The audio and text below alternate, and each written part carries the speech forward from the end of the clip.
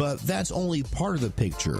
Williams is also very involved in business, including with another media-related venture. Speaking to Bloomberg, Williams says that essentially moonlighting with personal ventures while being an on-air talent is something that was unheard of not too long ago. I couldn't let ESPN know about investing because it always got used against me. Like I wasn't focused on my craft. And I just think now we have people that are unapologetically themselves in this conversion between sports, finance, media. Jay Williams is co-founder and chairman of Improbable Media, a platform he created alongside current NBA superstar Giannis Antetokounmpo. I'm Bloomberg's Justin Milliner on the Black Business Beat. Pro Savings Days doorbuster deals are on at Lowe's. My Lowe's Pro Rewards members save an additional $120 on a GE 21.9 cubic foot top freezer refrigerator.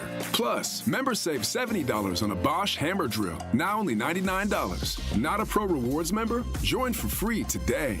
Lowe's, we help, you save. Valid through 7/23 while supplies last. Selection varies by location. Loyalty program subject to terms and conditions. See Lowe's.com/terms for details. Subject to change.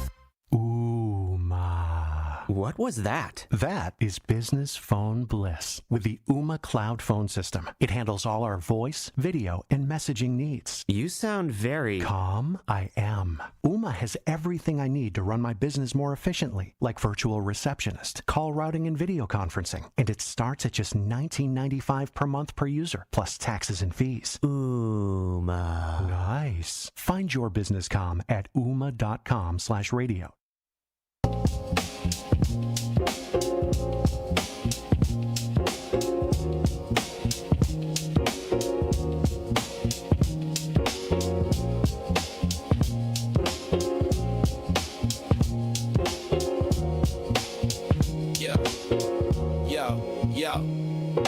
He steps to the mic with a boom, ping, ping. Wisdom sharper than a beast's fierce sting. Words like fireflies that light the night. He turns the dark into blazing bright. Boom, ping, ping, the truth takes wing. Milwaukee's voice, let the city sing. Boom, ping, ping, hear the freedom ring. Sherwin's the king, all the airwaves king.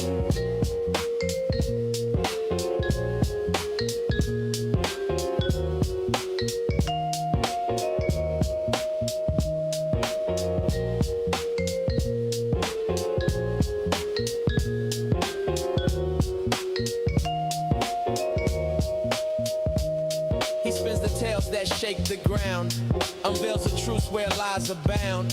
Politics, justice, social streams. He molds the chaos into dreams. No silence here, just the sound of change. Boom, ping, ping, rearrange. Boom, ping, ping, the truth takes wing. Milwaukee's voice, let the city sing. Boom, ping, ping, hear the freedom ring.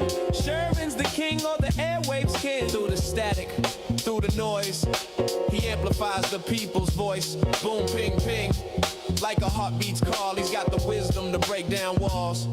Yeah.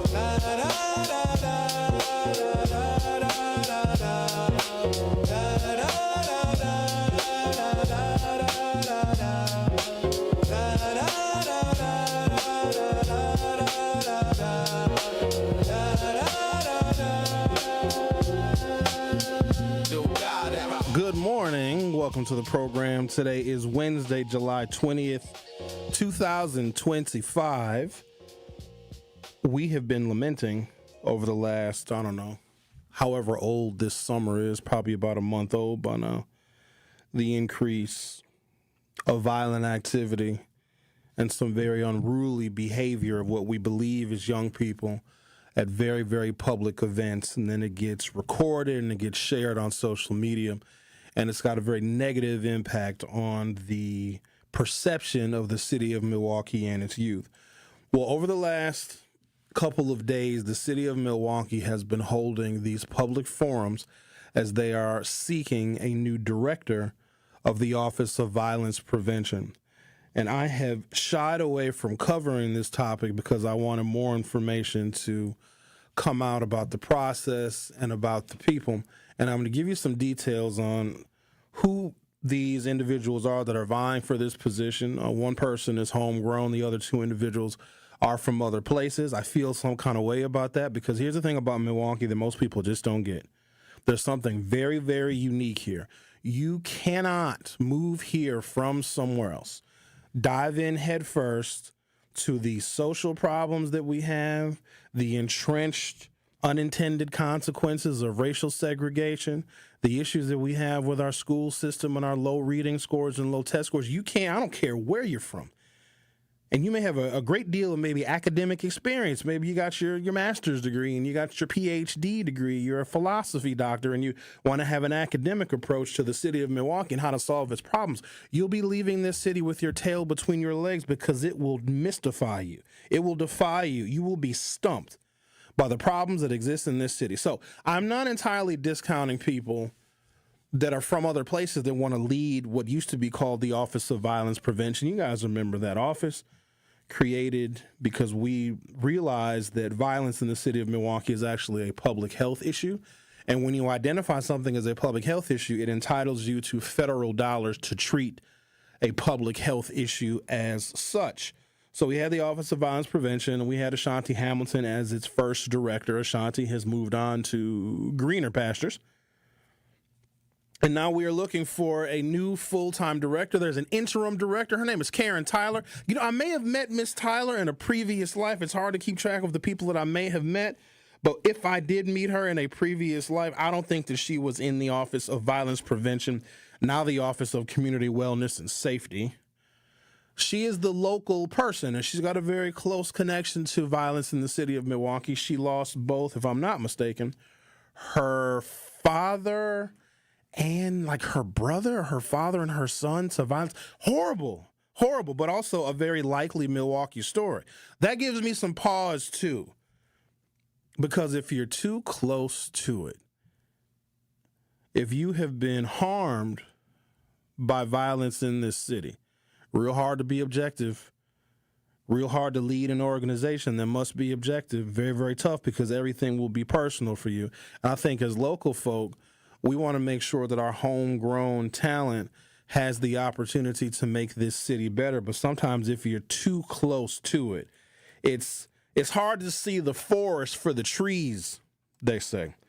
So they've had a couple of community meetings. One was at South Division High School. They had another meeting where the public was invited to attend. This was at North Division High School yesterday. I did not attend either meeting. Had I known about yesterday's meeting in North Division High School, I think I would have attended because I just want to hear what's on the minds of residents in the city of Milwaukee as we were seeing what I believe is a horrendous uptick in violent crime. And so the Office of, I got to get it right, Community Wellness and Safety. It used to be the Office of Violence Prevention, but they changed the name. Like they sometimes change the names of Miller Park, it's American Family Insurance Baseball Park. Just name everything in the city after David Gruber and make my life easier. So they changed the name of the Office of Violence Prevention because I think that was a little bit too descriptive. And the other thing is, there's no office that can prevent violence. It's a misnomer. Because let's say you have an Office of Violence Prevention per se. That's what it's called. And let's say it gets $10 million in funding every year. Some of it could be levy dollars. Some of it could be state grants, county grants, and federal grants, and it's called the Office of Violence Prevention. And let's just say, hypothetically, it has a $10 million budget. And let's say in its first year of operation, or maybe its first 2 or 3 years of operation, violent crime, property crime, aggravated assault, car theft, carjackings, fatal shootings, non-fatal shootings, and other homicides and arson all go up. Then the public will put 2 and 2 together and say, hey, wait a minute. We have an Office of Violence Prevention with an annual budget of $10 million. And let's be clear, the majority of the budget is probably staff salaries.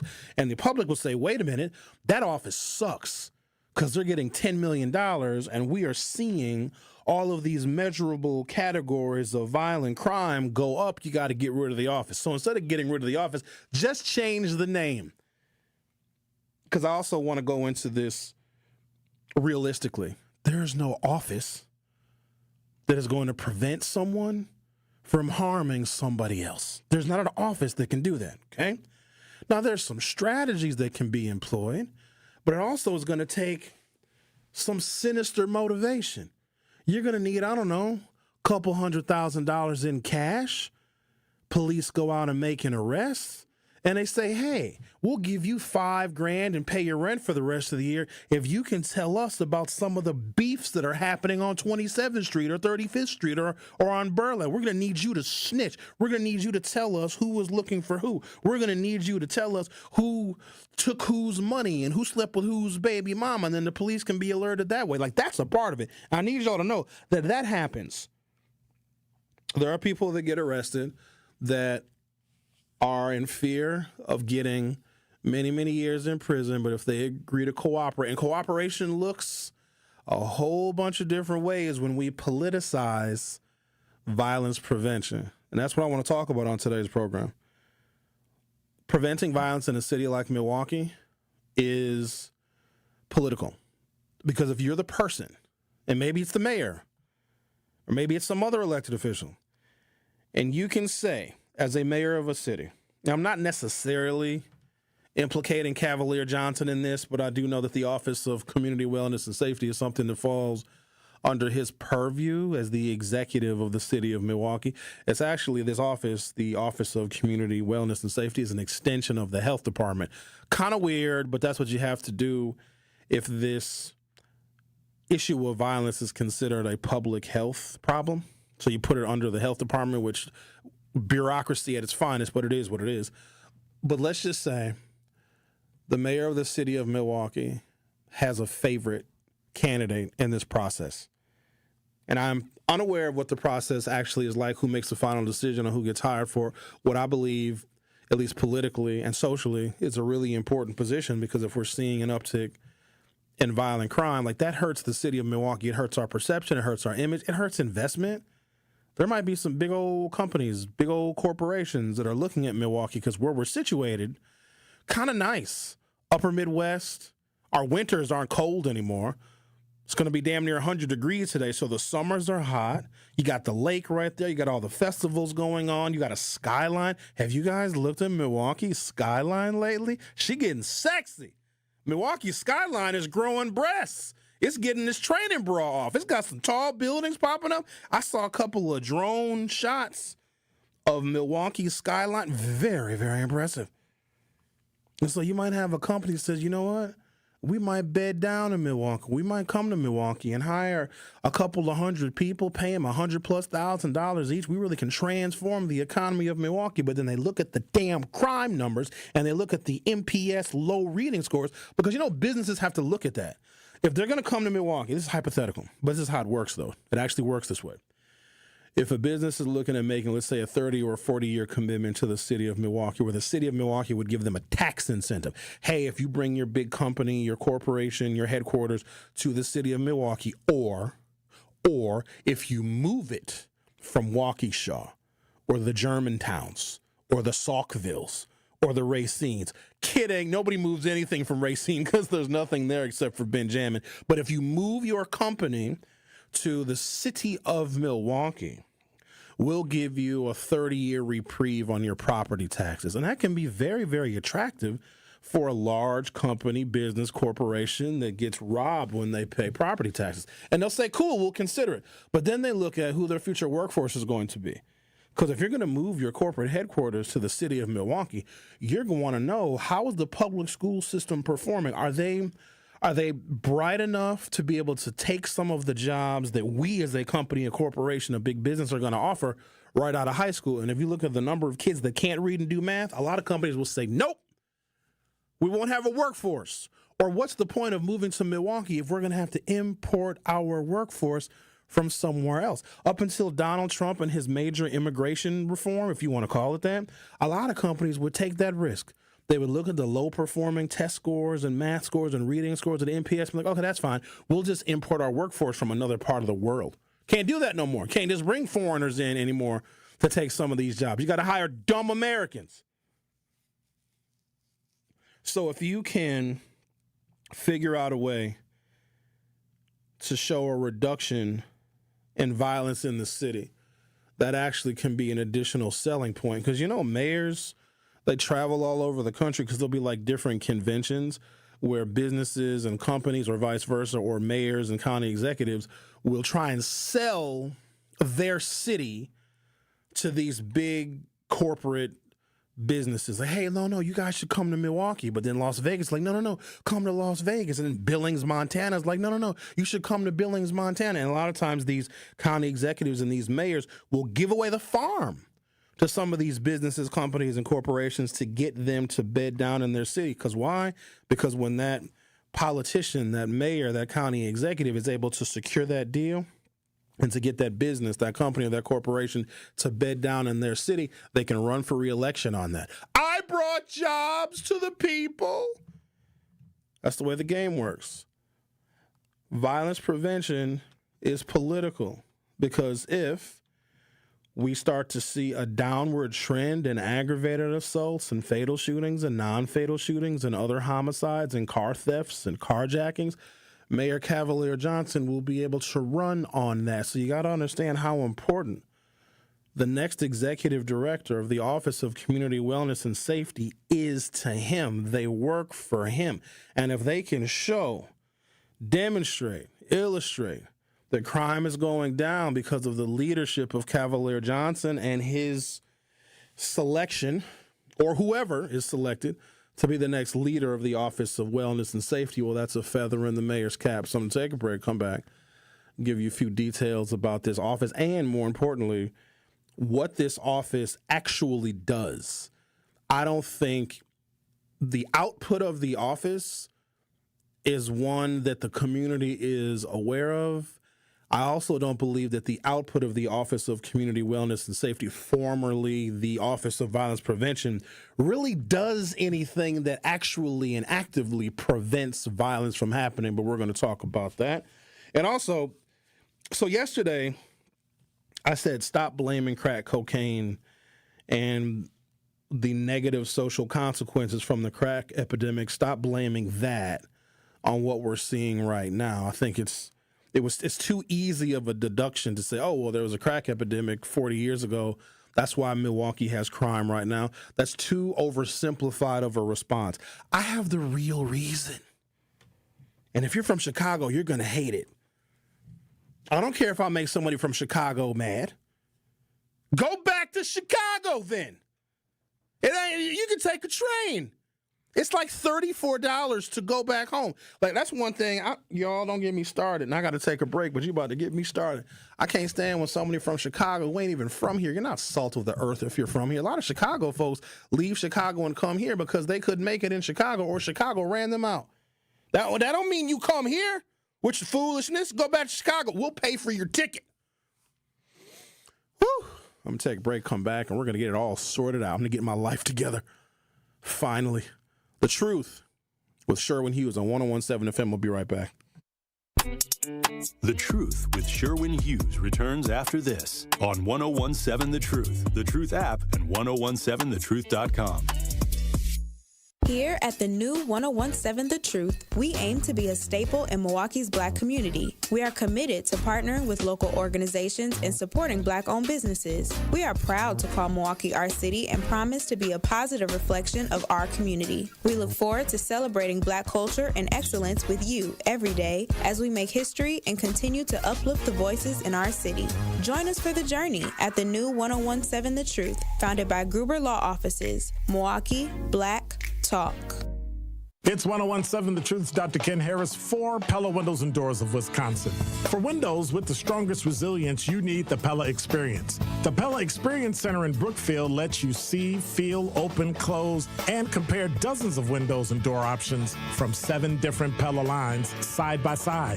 A friendly expert can go over Pella's endless possibilities for all price ranges, from colors to hardware to custom designs, ensuring you get the best possible look for your home. Pella truly believes that quality windows and doors don't have to be expensive. With a range of affordable options and products assembled in the U.S., you get the look you want at a price you can afford. Stop by soon, because if you order by July 31st, you can get 0% interest for up to 5 years. Certain restrictions apply. Visit the Pella Experience Center in Brookfield. It's off Blue Mound Road, Kitty Corner to Cops, or schedule your free in-home consultation today at PellaWI.com.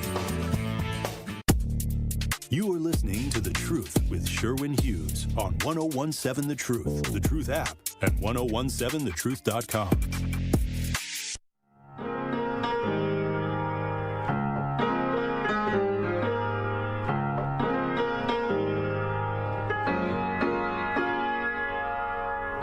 Day by day, Apparently, I said the wrong date today. I said the 20th, July 20th. But we got to do that over again. Hang on a second while we do this. Watch this.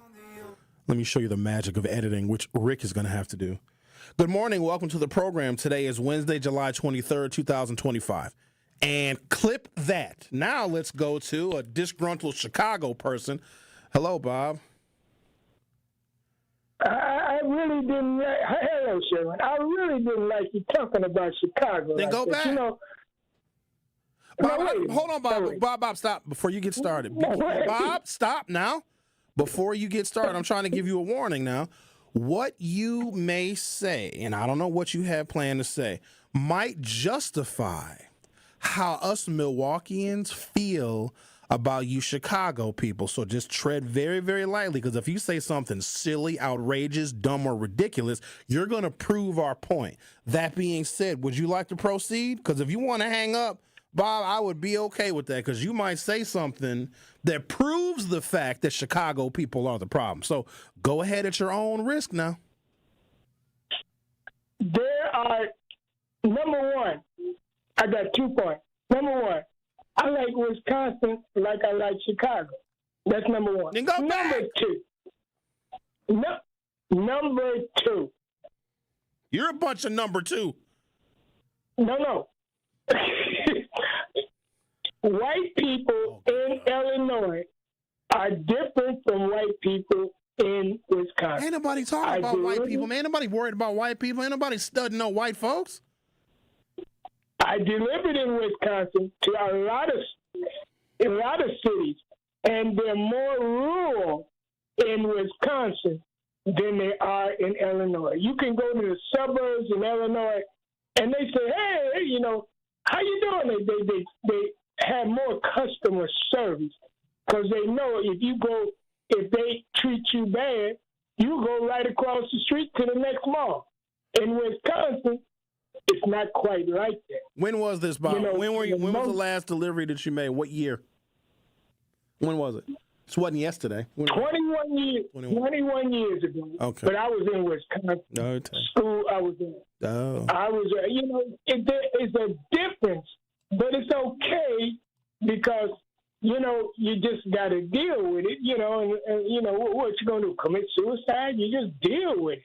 The white folks are different in Illinois than they are in Wisconsin. Bob, what does anything I'm talking about have to do with white people and the differences between rural white people and Wisconsin versus Illinois? First of all, I hate to say it, but nobody really cares about rural white people. Republicans don't. Democrats ignore them. Nobody cares about them. Nobody's talking about them. And what a rural white person does has literally zero impact or effect of what happens in the urban center of Milwaukee. Totally irrelevant. Nobody care about the white folks. What do they do? Grow soybeans and corn? I don't even want no soybeans and corn, man. What you so giggly for? This is a serious topic now. Because you say stuff funny, Sherwin. That's why I giggle. You too old to be giggling and sniggling. Too old. You're in your 70s. It's time out for. See, you're supposed to be angry. When I get 70, I'm gonna be mad. You over here. Watch your mouth. There they go. I give up, Sherwin. You just like Dr. Ken. I get you in the corner. Excuse me, what? You're just like, I get you in the corner, checkmate you. I cannot get you out of that. You will move irregardless. Because the fact is, white folks are different. Oh my God. Get off my phone. I don't care about white folks. Dear white people that are listening, I don't care. Final candidates for the position of Office of Community Wellness and Safety Director to participate in 2 public forums. The 3 final candidates under consideration to lead Milwaukee's Office of Community Wellness and Safety will participate in public forums. In this press release, it says next week, as a search for a new director reaches its final stages. Also, let me say this. I didn't even receive this press release from the mayor's office. I got this press release from a whole bunch of other people, none of which was the mayor's office. So anybody who is listening from the mayor's office, my email address, real easy to get. I'll give it to you right now. It's Hughes at Good Karma Brands. I'll say it again. Hughes at Good Karma Brands. You got to put me on a press release list because I could have gotten this out to the people and we potentially could have had more community and public participation. But I have a feeling y'all didn't want a lot of community and public participation because there's some people in our city that you don't want showing up to a public hearing to grill and ask questions of the potential next director of the Office of Community Wellness and Safety, especially out of town folks. Here's the thing about out of town folks. Y'all are not ready for the way Milwaukee folks communicate things that we hold near and dear, right? Like if you want to be a part of the solution, but you haven't been here in this city, you don't have roots here, if you haven't been here to see the problem rise, you get no sympathy. Like, we're not going to be like, oh, welcome to Milwaukee. It's like, no, you got to come and get to work. And I don't even know how you're going to get to work because if you are not rooted in this place, do y'all know what I'm talking about? Like Milwaukee natives, do you know, like, you have to be from here because we've all met transplants and they just have this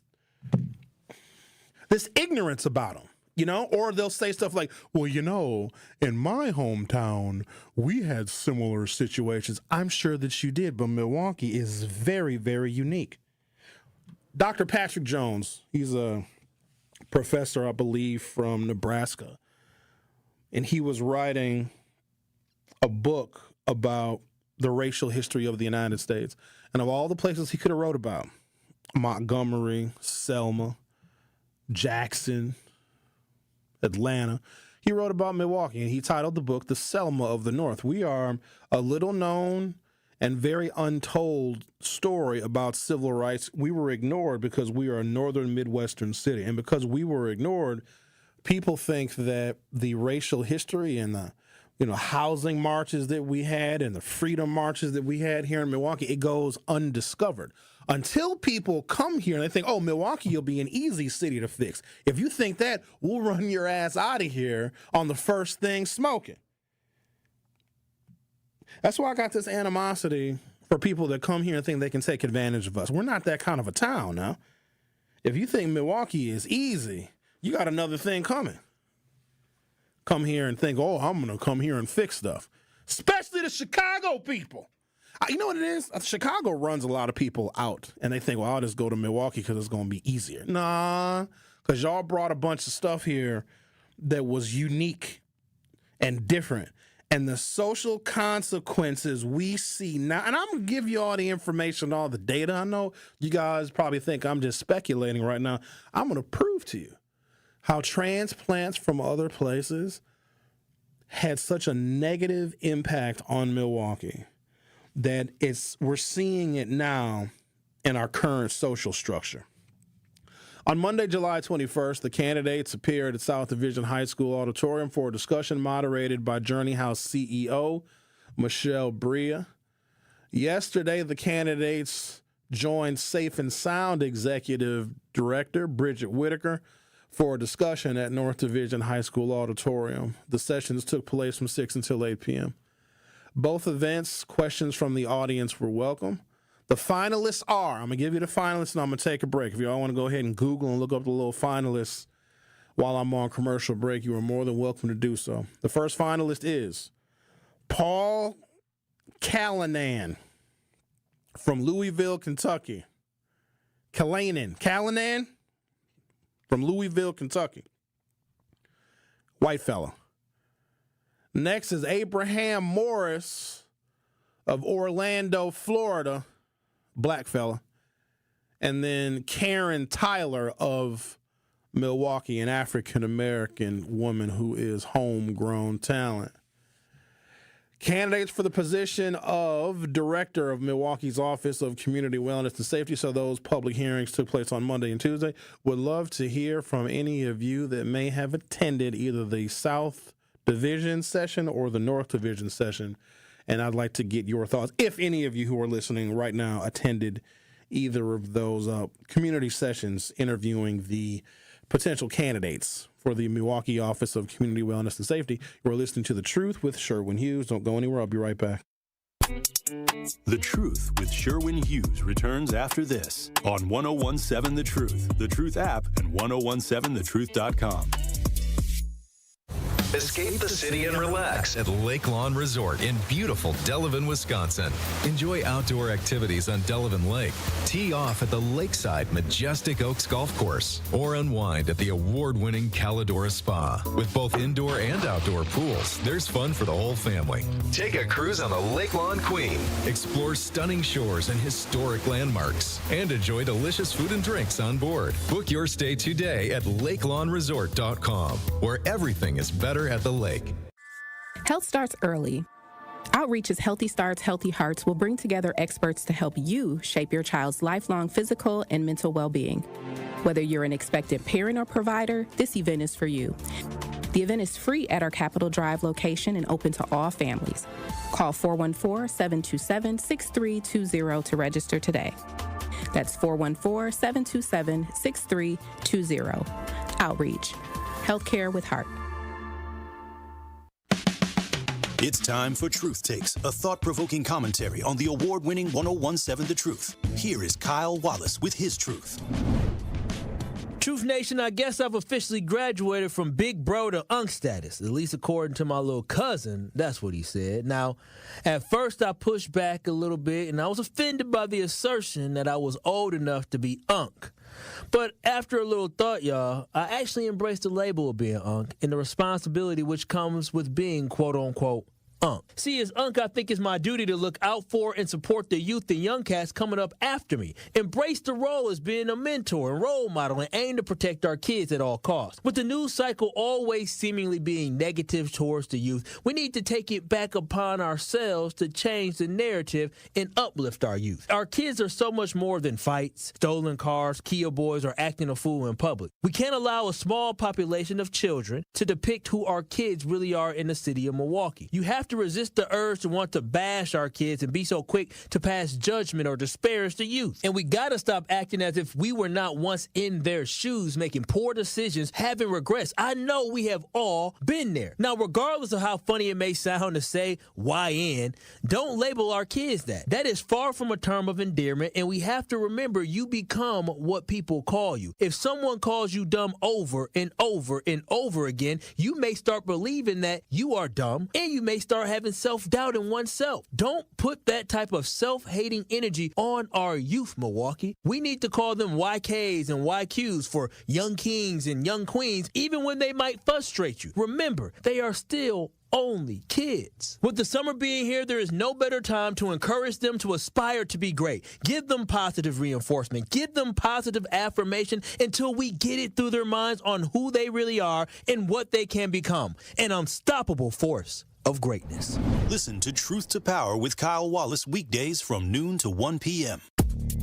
You are listening to The Truth with Sherwin Hughes on 1017 The Truth, The Truth app, and 1017thetruth.com. Get back. Soon as we step out, them check out, find out them depart. Gunshot. There's a letter that was written by a woman named Desalyn Smith, who is a local nonprofit leader, and she sent her concerns to a number of individuals. This was some time ago, and I'm not sure if she ever got a response back. And this is regarding her concerns about the Office of Violence Prevention, now the Office of Community Wellness. So I'm having this conversation, ladies and gentlemen, because I think it's relevant and it's timely, because we're, looking at these disturbing upticks in violence, and it's consuming, our thoughts, and we're not focused and putting our energy into other things, moving the city forward, building the city economically, because you got to extinguish the violence problem, or at least the perception of it. So while all this is going on, and there was another homicide last night, there was one the night before, if not two the night before, the city of Milwaukee hiring a new director of the Office of Community Wellness and Safety is also very timely. But I do not want all of us to put our eggs in one basket. There's still a really large community role that we all have to play. You got to define your role, and there's more of us that can help extinguish or reduce the perception of violence or the actual violence than any government agency. Because here's the thing, we like to outsource stuff. Nobody wants to get out there and do a lot of hard work and burn up a bunch of shoe leather and put up, put some of your time aside to make this city better. We want somebody else to do it because we always want something for our vote, right? We think, if I vote for you, then you do all this stuff. You fix all the stuff. You pave the streets and pick up the garbage and plow the snow and also fix the kids too. No, it takes us.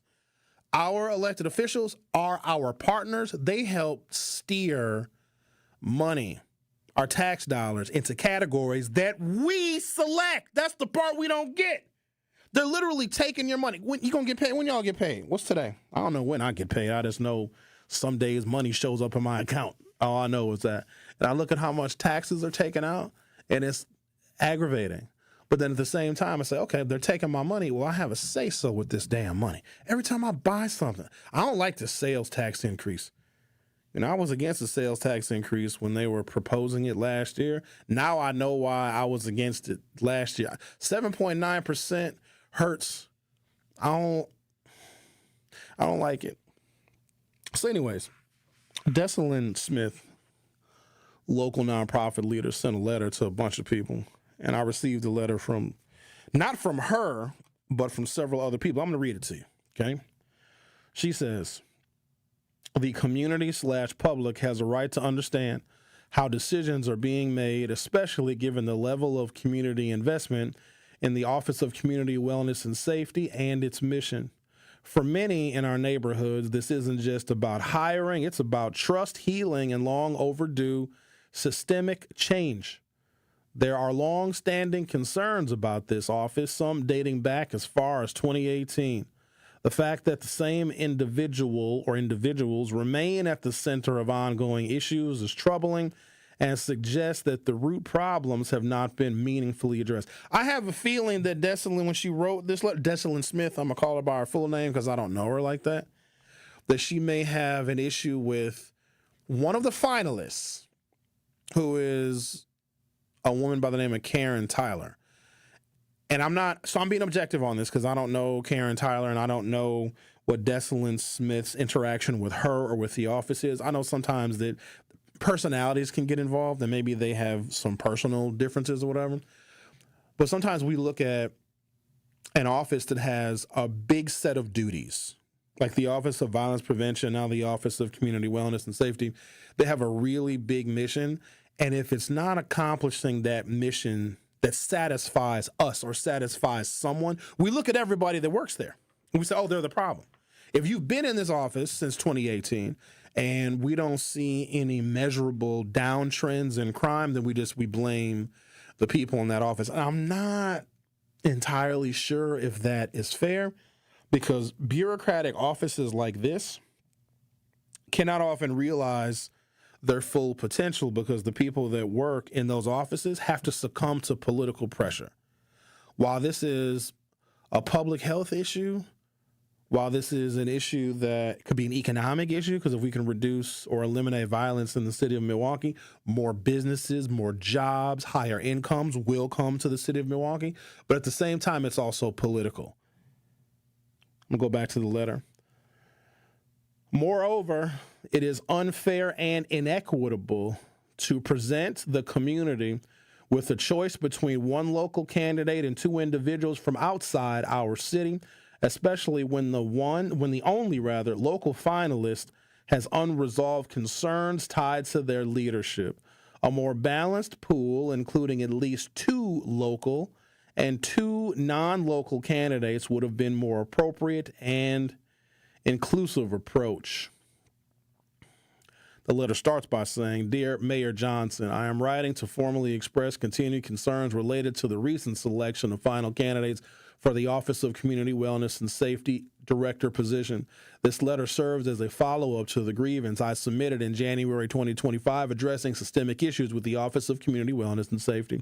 In that grievance, I intentionally refrained from naming individuals, focusing on broader concerns regarding decision-making and leadership within the office. However, I now feel compelled to note that one of the current finalists, the only local candidate, who is Karen Tyler, among the three, is directly connected to the issues I previously raised. To date, no one from the city or county has followed up with me or others regarding the substance of that grievance. While I respect the effort to include the public at the final stage by introducing the top three candidates, transparency should not begin here.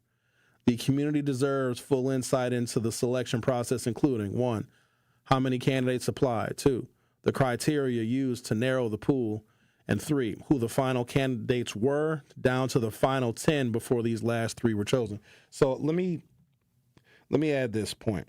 Because the position is, it's public health / social to social issue, the organization, the Office of Community Wellness and Safety it's trying to address social problems. And I do want to get to the details of how the city of Milwaukee describes this office, because once I give you what the city says this office does, it's not going to prevent violence. It's another bureaucracy.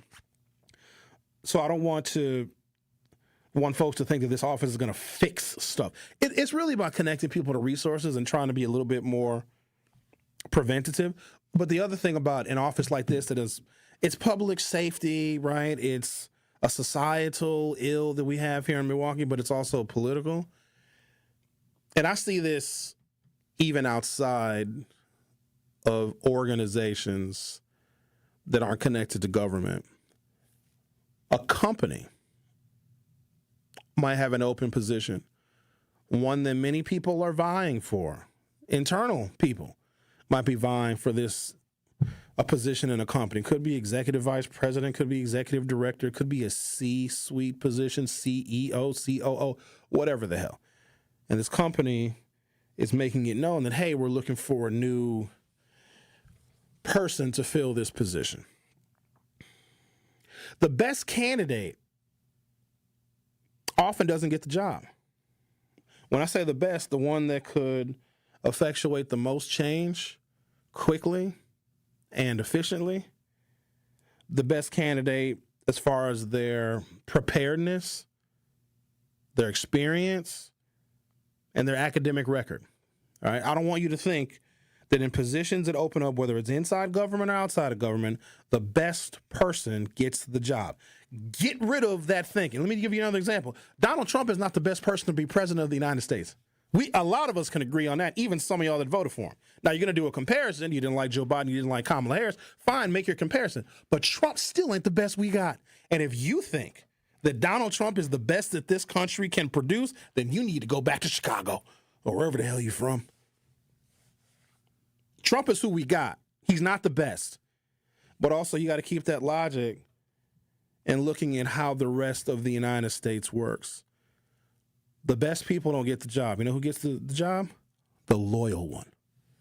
If you're going to listen, obey, be obedient, not rock the boat. And here's the other thing. When you get somebody that's good, you understand? Good.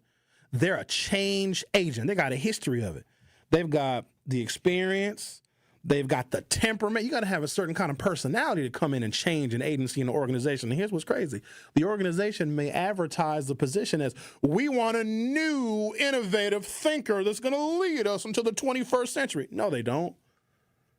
They want someone that's going to follow the established order and not make other people look bad. Because if you come in hot, you come in with a bunch of ideas and you see all the inefficiencies. Here's the thing about good people. They see where a company is screwed up right away. They see the inefficiencies because they're looking at it objectively. Once you're in the culture, you're blind. You're blind. You get somebody from the outside, it's like, oh man, when I get in here, I'm going to do this, and this. And they may even say those things in their interview. They're not going to get the job. Because the innovations that they are going to bring is going to bring heat on all of the other folks that help to create those damn inefficiencies. And companies they'll lie to you because I've seen it. This ain't my first rodeo, y'all. Oh, we're hiring for this position. And then they'll say stuff like, well, if you guys know somebody, and no. They're testing for loyalty. Will you just listen to people that are above you? Don't go too far. Don't work too hard. Don't do too much because you may make the rest of us look bad. And a lot of folks are just trying to coast until they get to their retirement. So do not expect the best people to fill this position or any other position. The mayor probably wants somebody that's going to be loyal to him. The Truth with Sherwin Hughes. We'll be right back. The Truth with Sherwin Hughes returns after this on 1017 The Truth app, and 1017thetruth.com. Good Karma Brands teamed up with a 2021 national champion Wisconsin Badgers women's volleyball program to host the first ever Good Karma Brands volleyball clinic at St. Vincent High School in Milwaukee. The event covered all essential volleyball skills with sessions in hitting, setting, and passing. To wrap up the clinic, campers put the skills they just perfected to the test with a full scrimmage. The event wouldn't have been possible without our sponsors. Thank you to Big Frog Custom T-shirts, UW Credit Union, and Siding Unlimited for their hard work in making this event possible. Are you or anyone you know looking for a new job opportunity? Attend the City of Milwaukee Job Fair on Thursday, July 24th from noon to 3 p.m. at 2 locations. Visit us at Sherman Park in the Mary Ryan Boys and Girls Club Baseball Diamond, located at 3000 North Sherman Boulevard, and at the Washington Park Band Shell, located at 4599 West Lloyd Street. Vendors from multiple employment sectors will be present to meet with you and share opportunities for hiring, training, upskilling, and more. We will also feature a live DJ, food and refreshments while supplies last, and the chance to make your next career move. Your success matters, and we are here for it. Brought to you by council members DeAndre Jackson and Russell Stamper II. Sponsored by City of Milwaukee, Milwaukee Common Council, City of Milwaukee Department of Administration, Office of Community Wellness and Safety, Northcott Neighborhood House, Fathers Making Progress, Northwest Side Community Development Corporation, State of Wisconsin DWD, Ross Innovative Employment Solutions, Goodwill Industries of Southeast Wisconsin, UMOS, DCMKE, 30th Street Corridor, Boys and Girls Clubs of Greater Milwaukee, Milwaukee County Parks, Greater Milwaukee Urban League, Maximus, and Amplifier. Ready to buy your first house, move into your forever home, or simply refinance? At Associated Bank, they've got you. With the right lending plan and guidance, you can achieve your dreams. Your financial goals are closer than you think, and Associated Bank is excited to help you reach them. Learn more at associatedbank.com/lending or ask a banker for details. Subject to credit approval, member FDIC, equal housing lender. Ready to join the fun? With Girl Scouts Extended Year Membership from Girl Scouts, you can sign up by June 30th and get up to 18 months of adventure through September 30th, 2026. Girls starting kindergarten or first grade in 2025 will also receive 3 Get Ready with Girl Scouts activity books, featuring games, crafts, and stories the whole family will love, for free. Plus, you'll even get a special gift from the Girl Scouts. Join today and get ready to grow, explore, and shine with Girl Scouts. Hey, Wisconsin, are you feeling summer? Then it's time to feel cheesy. It's time to feel good. July 31st through August 10th, only at the Wisconsin State Fair. Presented by U.S. Cellular. My name is Adrienne, and I was hurt in a car accident. What Gruber Law Office has done for me was made me feel safe. It didn't cost me anything, just one call, that's all. Injured? Call Gruber Law Offices today. One call, that's all. You are listening to The Truth with Sherwin Hughes on 1017 The Truth app, and 1017thetruth.com.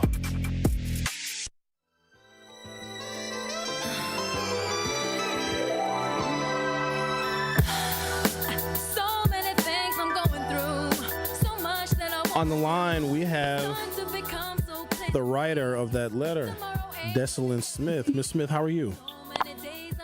I'm great, and yourself?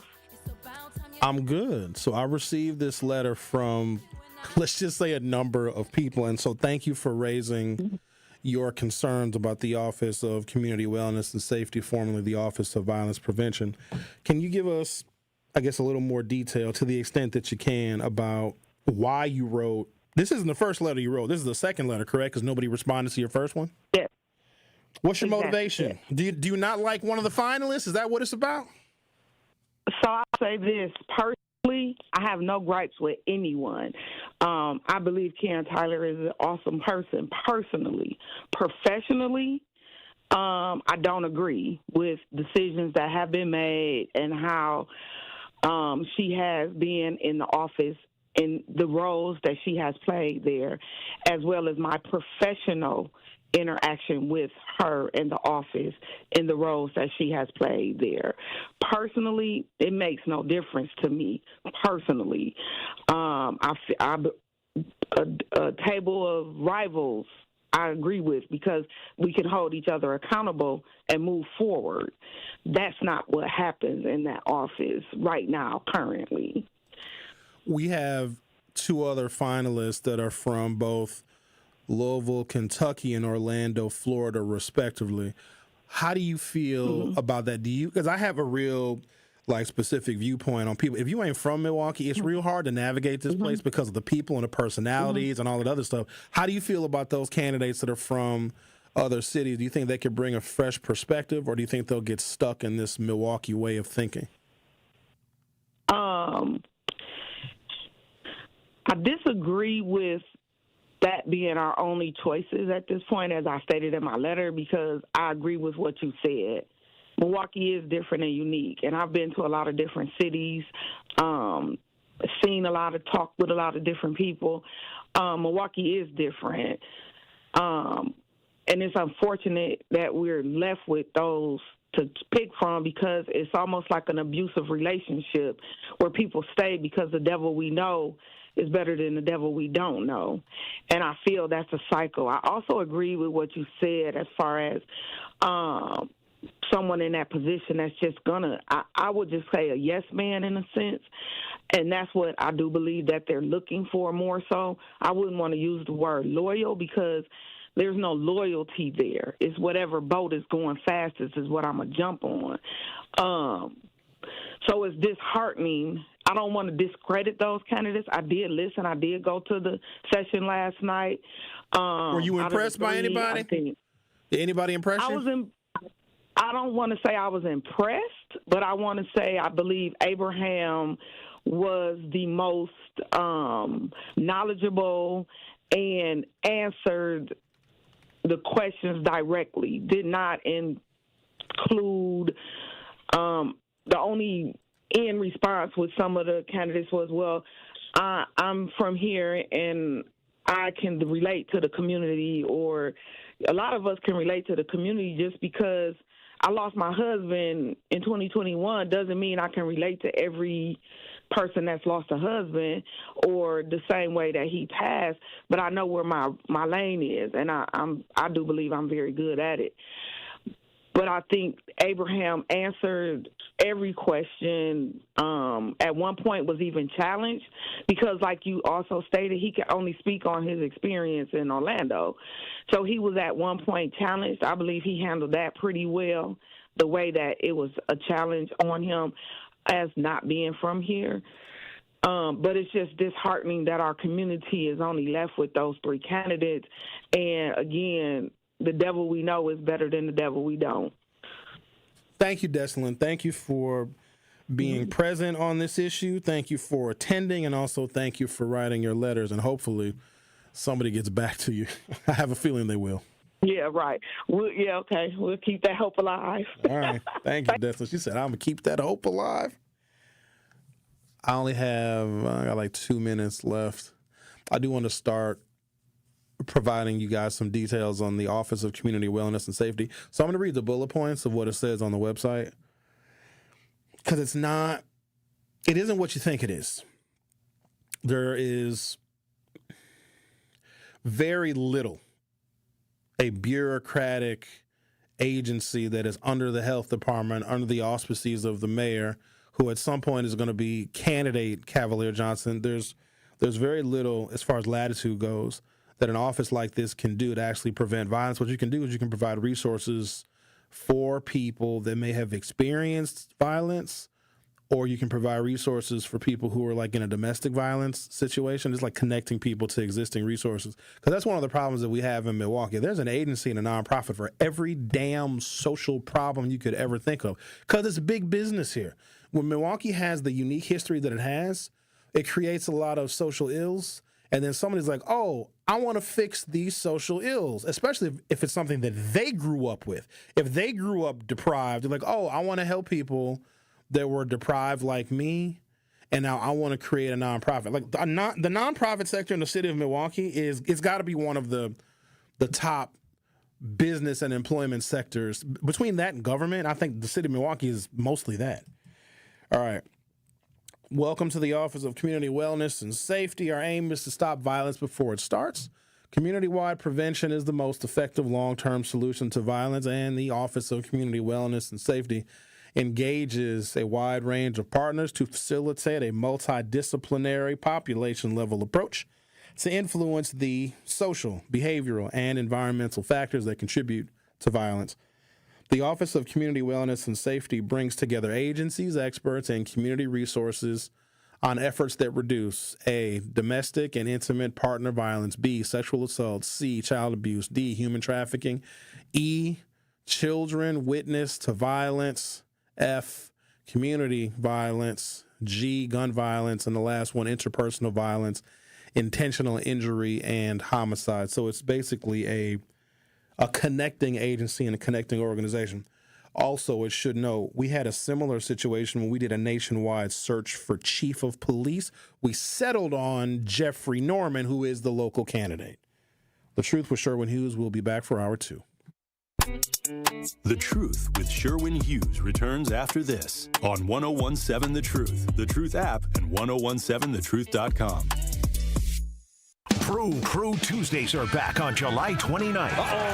Churio sends it deep to left, and there she goes. Catch the Brewers on local TV as they battle the Chicago Cubs. And Yelich launches one deep right center field. Forget about it. Oh, my goodness. Third down. This edition of Brew Crew Tuesdays is presented by Delta Dental of Wisconsin. Tune in July 29th at 6:40 on Fox 6 in Milwaukee, or check out your local listings to watch the game. Get the beat of the Bucks straight from a fan favorite and Bucks legend. Welcome to the fantastic voyage. Marcus Johnson, the captain of this vessel. Tap into Here District with Marcus Johnson, a Bucks Plus audio production. My first mate, Chris Johnson, the only father and son tandem. Your weekly pulse on the Milwaukee Bucks and conversations with the biggest names in basketball. This week on the podcast, Marcus and his son Chris react to NBA headlines. Find Here District now on Bucks.com/plus, the Bucks app, or wherever you get your podcast. The biggest snowflakes out here are always been the white Republicans, who are so gung-ho on protecting the feelings of white kids while they ignore the needs of other kids. If Milwaukee's youth has a problem with fighting, well, white youth have a problem with being destructive and offensive. So it is sad that our government is actively working to de-emphasize educating and uplifting students of color in different backgrounds on college campuses. That emphasis is going to be diminished, and the only kids that will suffer will be our kids. They were willing to hold up the advancement of the state of Wisconsin because they disagree with DEI. What are white Republicans afraid of? Why are they afraid to face the fact that their grandmas and grandpapas were part of a system which purposely held black folks back and failed to give us the access that we deserve? Until these politicians stop ignoring these egregious acts of hate and racial incidents, America can never be great again. Catch Truth to Power with Kyle Wallace every weekday from noon to 1 p.m. on 1017 The Truth and The Truth app. The more you listen to your kids, the closer you'll be. So we asked kids, what do you want your parents to hear? I feel sometimes that I'm not listened to. I would just want you to listen to me more often and evaluate situations with me and lead me towards success. We're not adults, so just be there and listen. I just want someone to yap to. And I just feel like I'll be fine if someone just hears me talk and talk and talk and talk and talk and talk and talk. You're doing a really good job. And I don't think I tell you that enough. And I know sometimes we get into it and it's just hard on both of us. But try to understand me more and I'll try to do the same. Listening is a form of love. Find resources to help you support your kids and their emotional well-being at sounditouttogether.org. That's sounditouttogether.org. Brought to you by the Ad Council and Pivotal. Breaking news, weather, entertainment, and sports. We have it all here. This is 1017 FM, 1510 AM WGKB Waukesha and W269DL Milwaukee, a locally owned Good Karma brand station. You are listening to The Truth with Sherwin Hughes on 1017 The Truth, The Truth app, and 1017thetruth.com.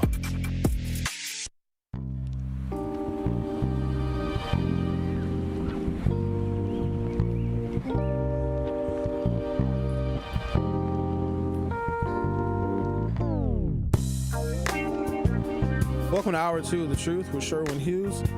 To answer a question, Dessalyn Smith was not a scheduled interview. She just called in listening to the program, so we appreciate her chiming in. She did go to at least one of the listening sessions where the public was invited to ask questions of the individuals who are vying for and applying for the Office of Community Wellness and Safety in the middle of what is shaping up to be a very violent summer.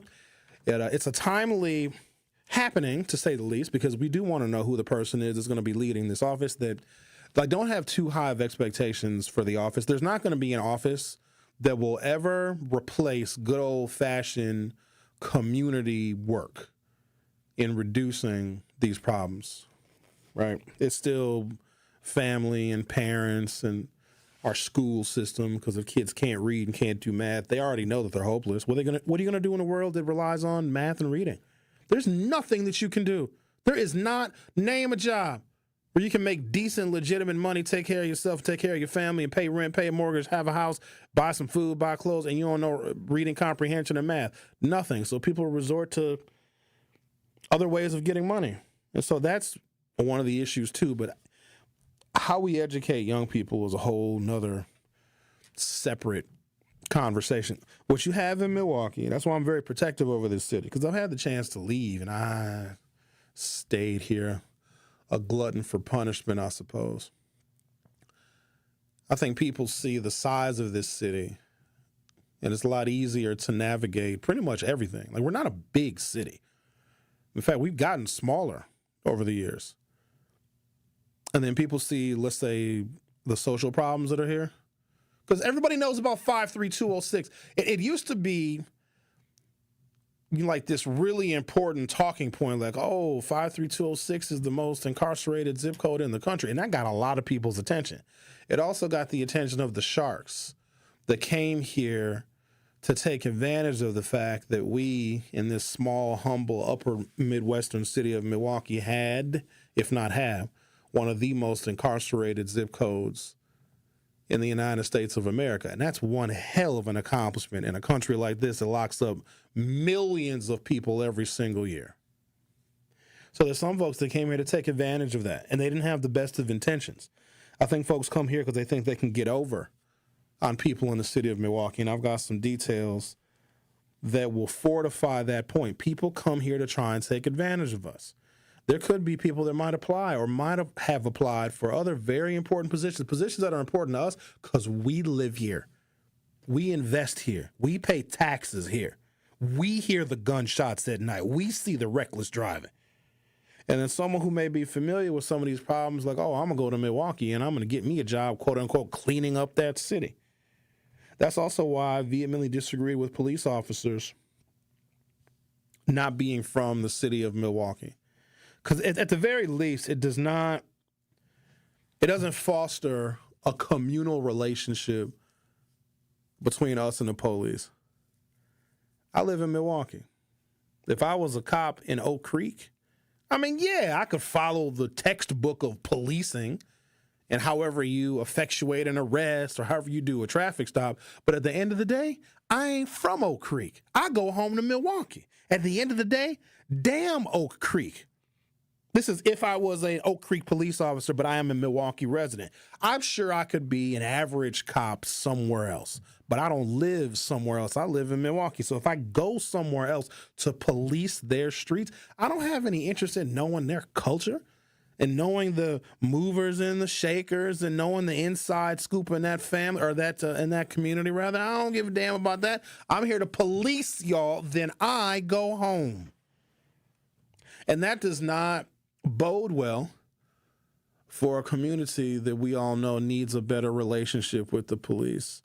Because you can't put it all on us. The cops have to want to know us. And every now and again you'll see like a news story or you'll see pictures that they'll run in local media where the cops are playing basketball or playing kickball with the kids. The police might be patrolling, or some disgruntled neighbor calls the police, and you see the police out there with the kids. I even saw something in the last couple of weeks where the police was out there having a water fight with the kids, and it was ironic because the cops still had their tasers and their guns on their hip. In case the water fight got out of hand, in case the kids were winning the water fight, the cops might tase them. But it's always local police that do that. It's the cops that are from that block or from the city that involve them. And it's not always, but I know that there's more like internal and intrinsic motivation to connect to the people that are from where you're from. Now, if I was from Oak Creek, policing Oak Creek would be very, very different because I might know your mama and your uncle and your auntie, and I went to high school and played football with your cousin. It's very, very different. So I think we're missing some of that here in the city of Milwaukee. So I think it begins with us having a good relationship with the police. So it's a multifaceted approach. I'm saying all that to say the Office of Community Wellness and Safety is not going to make up for all of those other relationships that are missing in the community problem of violence prevention in the city of Milwaukee. Digi10 chimes in on YouTube and says, if you haven't done so already, go to youtube.com or open up your YouTube app from your smartphone or other mobile device, search 1017 The Truth and hit subscribe. Digi10 says, the underlying issue of all of this is always good, chemicals in food/water.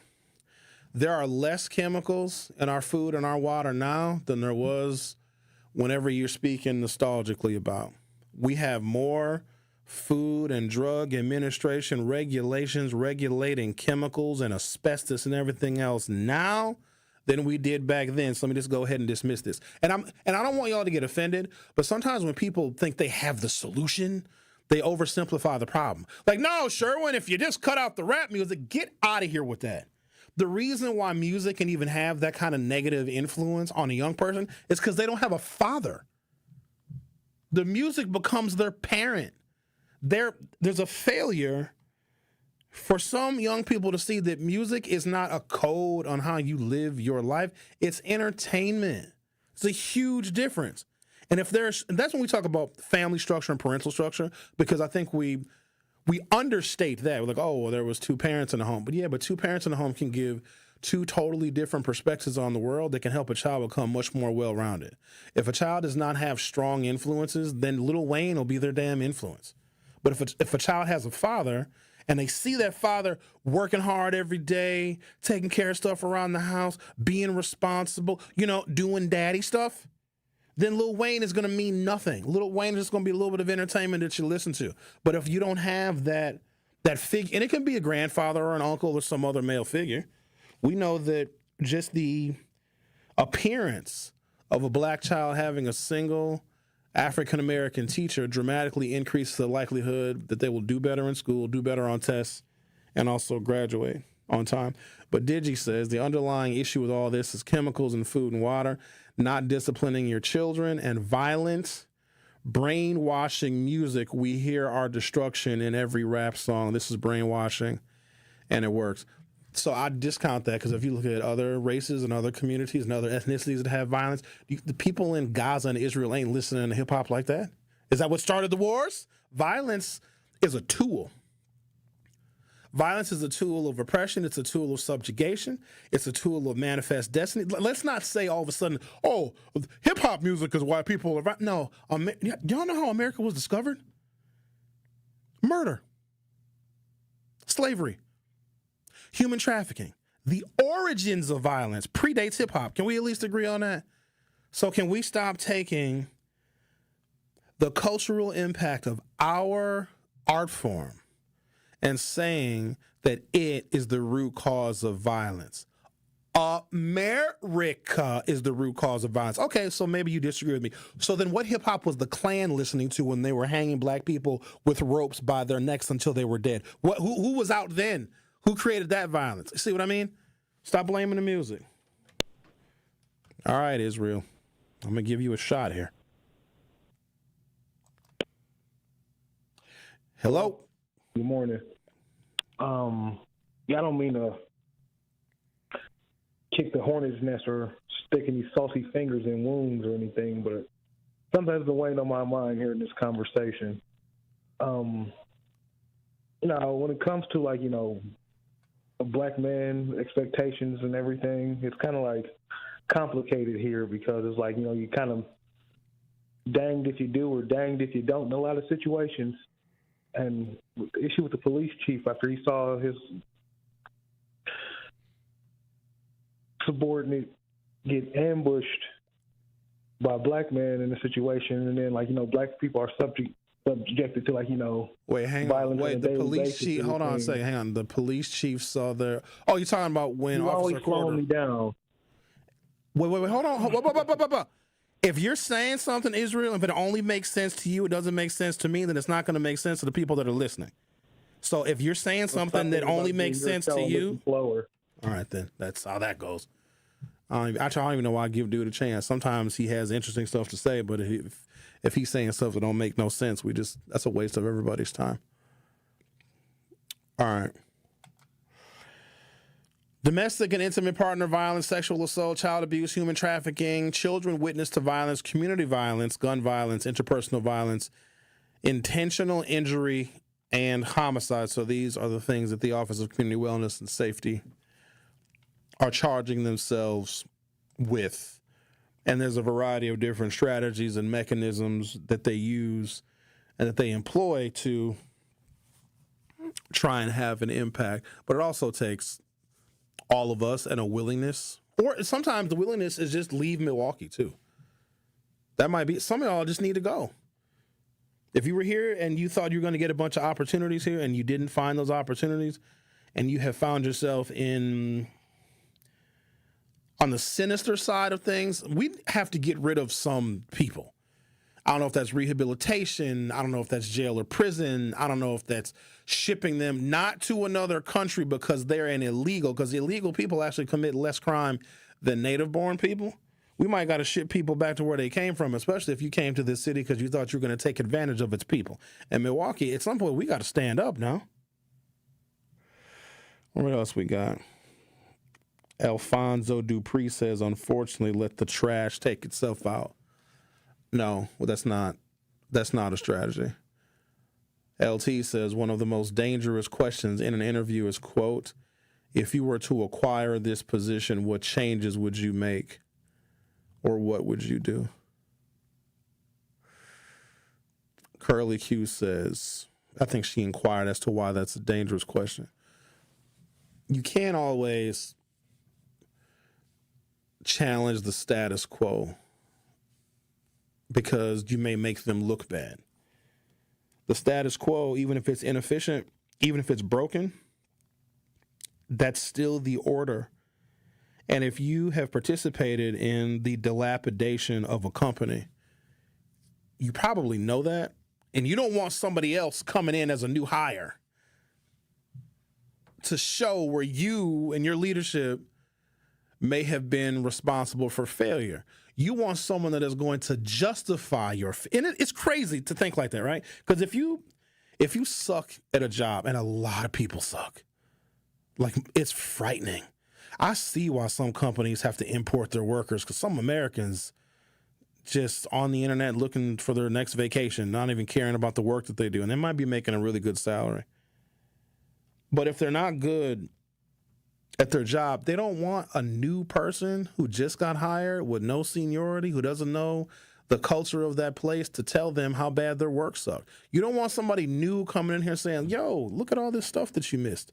Look at all these deadlines you missed. Look at all this bad accounting that you had. Look at all this, all these, things that you didn't do correctly. They don't want a new person to do that. They want a new person come in and say, oh, yes, absolutely, this is just perfect.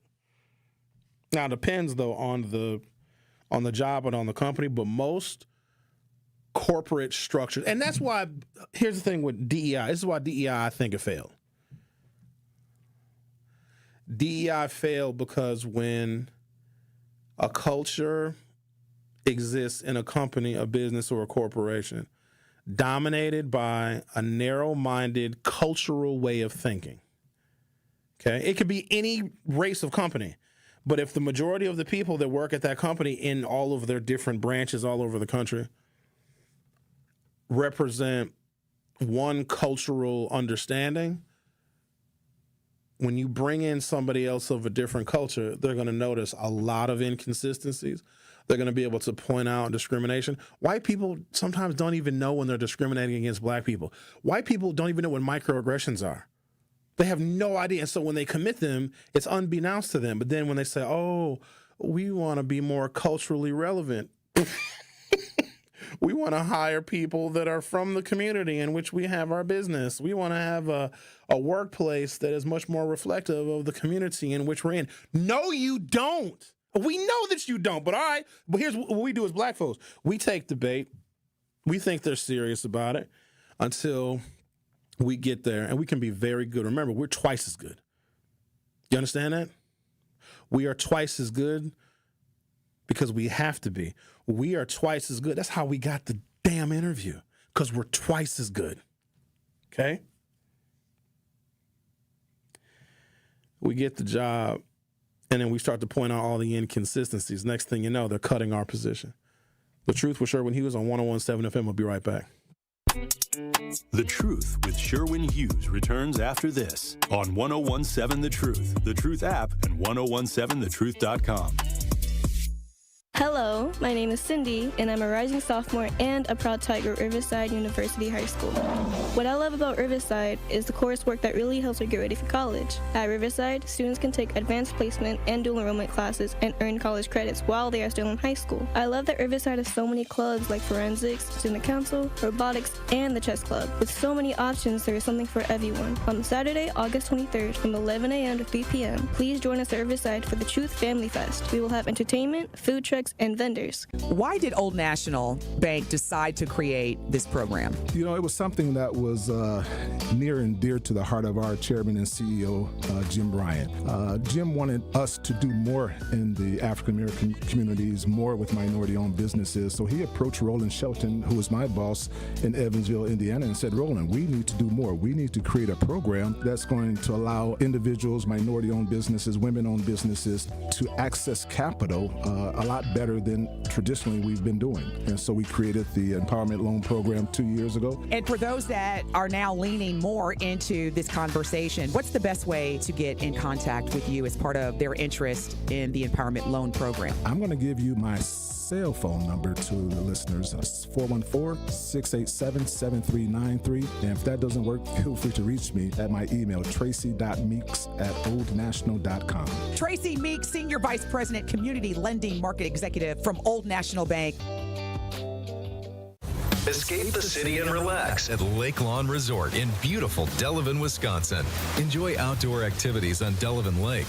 Tee off at the Lakeside Majestic Oaks Golf Course or unwind at the award-winning Calidora Spa. With both indoor and outdoor pools, there's fun for the whole family. Take a cruise on the Lake Lawn Queen. Explore stunning shores and historic landmarks and enjoy delicious food and drinks on board. Book your stay today at lakelawnresort.com, where everything is better at the lake. Life's better with American Family Insurance because we know it's not just a car, it also drives your children's dreams. So whether you're going to soccer practice, robotics club, or opening night in the school play, we help protect those dreams. Save up to 23% when you bundle auto and home. American Family Insurance. Get a quote and find an agent at amfam.com. Products not available in every state. Visit amfam.com to learn how discounts may apply to you. American Family Mutual Insurance Company, SI, and its operating company, 6000 American Parkway, Madison, Wisconsin.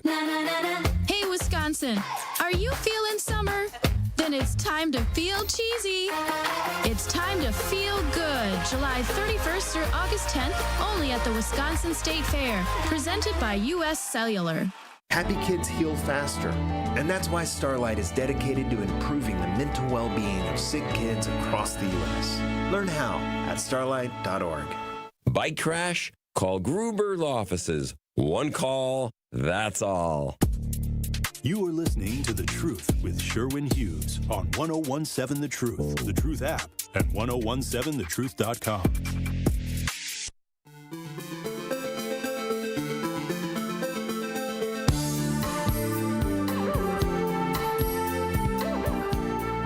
I was in the middle of telling folks how DEI failed, and there's a bunch of reasons for it. So there's the political pressure, right? Donald Trump got elected. Oh, we're getting rid of anything that can even appear minority. He's even saying now that he wants to change the names of, Native American stereotypical sports teams. Like, oh, we need to change all this stuff back. He renamed military bases after Confederates. So a part of his political ethos is white America being nostalgic again. And I don't blame white America for that. In fact, I got a story here where somewhere in Missouri, white folks want to start their own town. Don't get mad at that. Let them. Let them. So black folks, we get triggered by all sorts of stuff that white folks do. Like today, I'm having my conversation about, Chicago people. Don't worry, I got information about Chicago folks in a minute because some of them are going to get triggered. If you're triggered, go back to Chicago. The Hiawatha runs like 6 times a day. Ain't nobody stopping you. Bob brought up, the white people, blah, blah, blah, blah. Ain't nobody talking about white folks. But since you want to talk about them, we get nostalgic too as black folks, don't we? I mean, I do it. Talk about, I don't know, a better time or a simpler time. We always have this,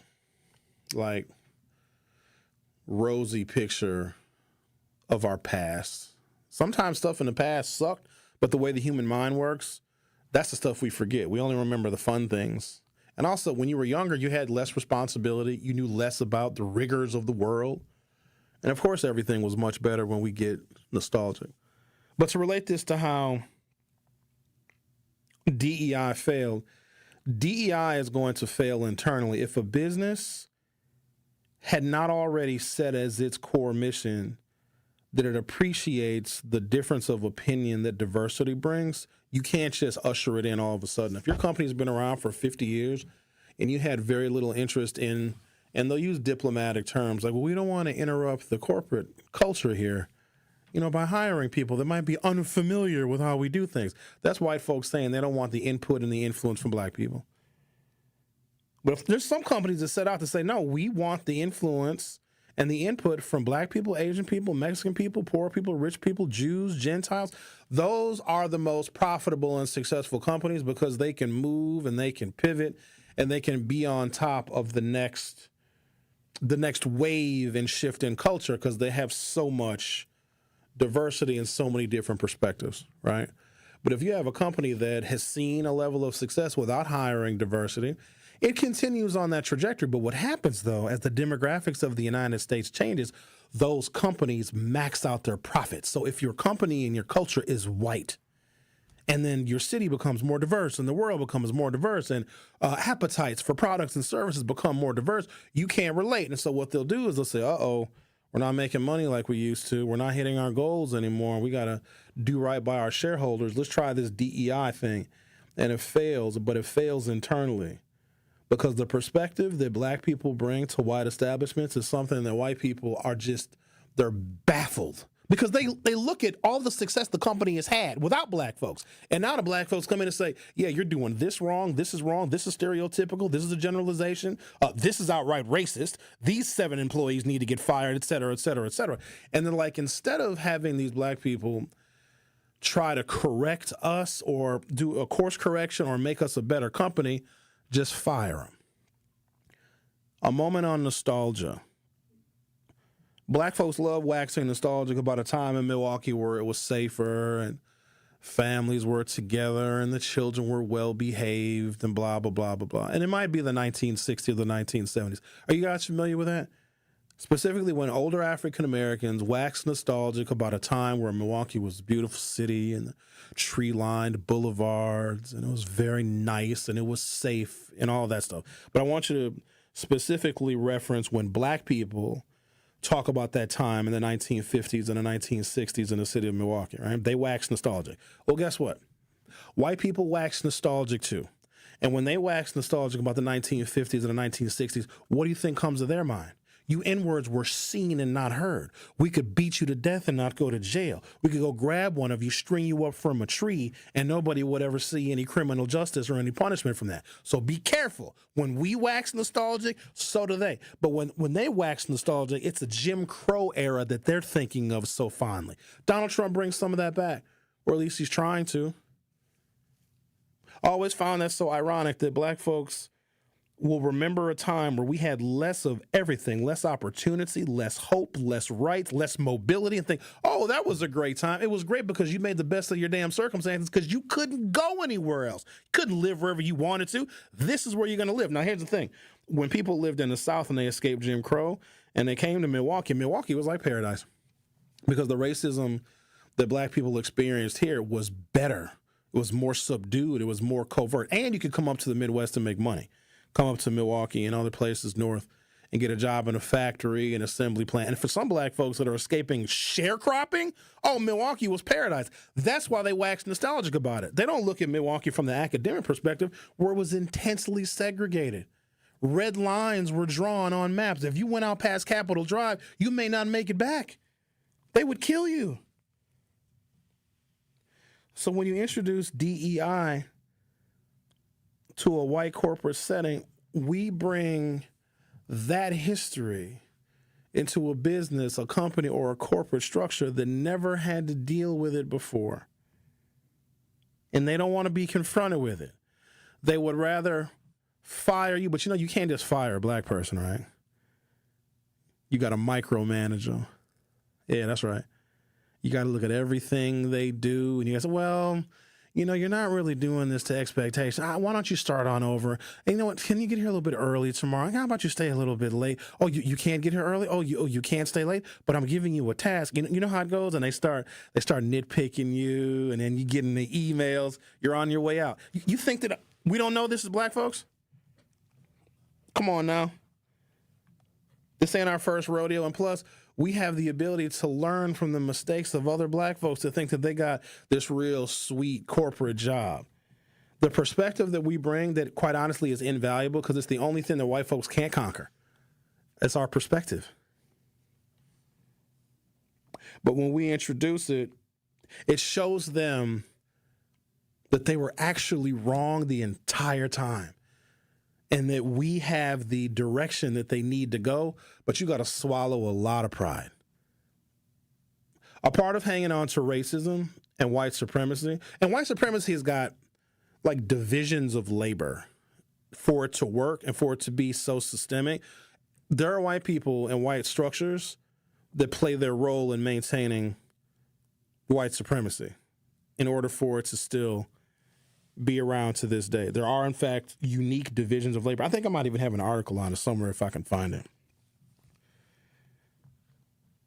But they admit eventually that they were wrong. But part of what maintains white supremacy, and I don't even blame white folks for this, it's their pride. They're not going to let some N-word come in here and tell them that all of their systems are flawed. No, in fact, N-word, if you want to work here, you got to work within our flawed systems. Every black person that's worked in corporate America, you know exactly what I'm talking about. To keep your job, to maintain your benefits, and the stability that you're getting from your salary, you got to put up with their broken BS, and you got to succumb to it. It makes us physically ill. That's why we got high blood pressure. How to deal with white folks. And I'm not even blaming white people for this because they don't know. And the reason why they don't know is because they were never taught, they were never shown, they were never illustrated who we are and what we're all about. All they know about us is what they tell each other about us. But we know everything about them. You think I didn't have to know European history to get out of 7th grade? I had to know European history to graduate from high school. How much African history or black history did they have to know to get anything? Was it ever even a question on any of their damn tests? And the whole of Black History Month, is any white kid ever given a test or a quiz where they have to pass it during Black History Month? Nope. Everything during Black History Month for majority white schools and school districts is advisory. Here's some recommended titles that you can read if you want to know more about blacks during Black History Month. Teachers, is there going to be a test on any of these recommended titles? Absolutely not. You're listening to The Truth with Sherwin Hughes on 101.7 FM. Don't go anywhere. I will be right back. The Truth with Sherwin Hughes returns after this on 101.7 The Truth, The Truth app, and 101.7thetruth.com. Summer in Milwaukee is nonstop, festivals, live music, and fresh city vibes fill the season you already know. From world-famous cultural celebrations to hidden gem street fairs, every neighborhood is a stage, alive with handcrafted traditions, homegrown talent, and world-class entertainment. Music, flavor, culture, whenever you visit, the Cream City is ready to celebrate. This summer, don't just visit, make sure you experience Milwaukee, the city of festivals. Veterans, have you explored your benefits lately? The Wisconsin Department of Veterans Affairs stands ready to serve Wisconsin veterans, their families, and their survivors. With our partners like your local county veteran service officer, we can help access the benefits you've earned and the support you need. For more information, please visit wisvets.com. That's wisvets.com. Sponsored by the Wisconsin Department of Veterans Affairs with funding provided by the Milwaukee Brewers and the Brewers Community Foundation. What's poppin', Truth Nation? It's your girl Noni Juice with Ashley Lucas from Associated Bank, and this is Making Your Money Work. There's a lot we actually have to get into, okay? And one of the main things that I feel like people aren't really talking about a lot are tariffs. Oof. Yes, tariffs is a big one, and I think people need to know how tariffs could actually potentially impact small business clients. So how does it impact them? Yeah, it's something that we're talking about at Associated Bank quite a bit with our business clients. We call it the big T word because it's kind of scary, but it's something that I think small businesses really do need to proactively discuss to make sure they're prepared. And something to remember is the economy changes all the time. Businesses withstand changes in the economy. So purchasing will change, right? Pricing may change depending on if they're buying outside of the United States, but maybe even within the United States. So if you have a retail store, it could potentially mean that the price of the goods that they're purchasing for their store may go up. And sometimes product may take longer. So if people start switching where they're buying from, it might take longer to get. So those are some things that if you're a business owner right now, you should be discussing with your bank or with peers or with a subject matter expert to just make sure you're prepared if it does change your business. So how can small business owners prepare for this whole tariff situation? So some things we always talk about with small business owners is you always want to prepare for the unexpected. And the truth is right now we don't have all the answers, right? We are learning, banks are learning, subject matter experts are learning right alongside business owners. There's a couple things you can do. One, reach out to your financial institution and ask what they know. Right now, we are getting research. We're talking to economic experts to make sure that we have the appropriate information to give to business owners. This has been Making Your Money Work, brought to you by Associated Bank.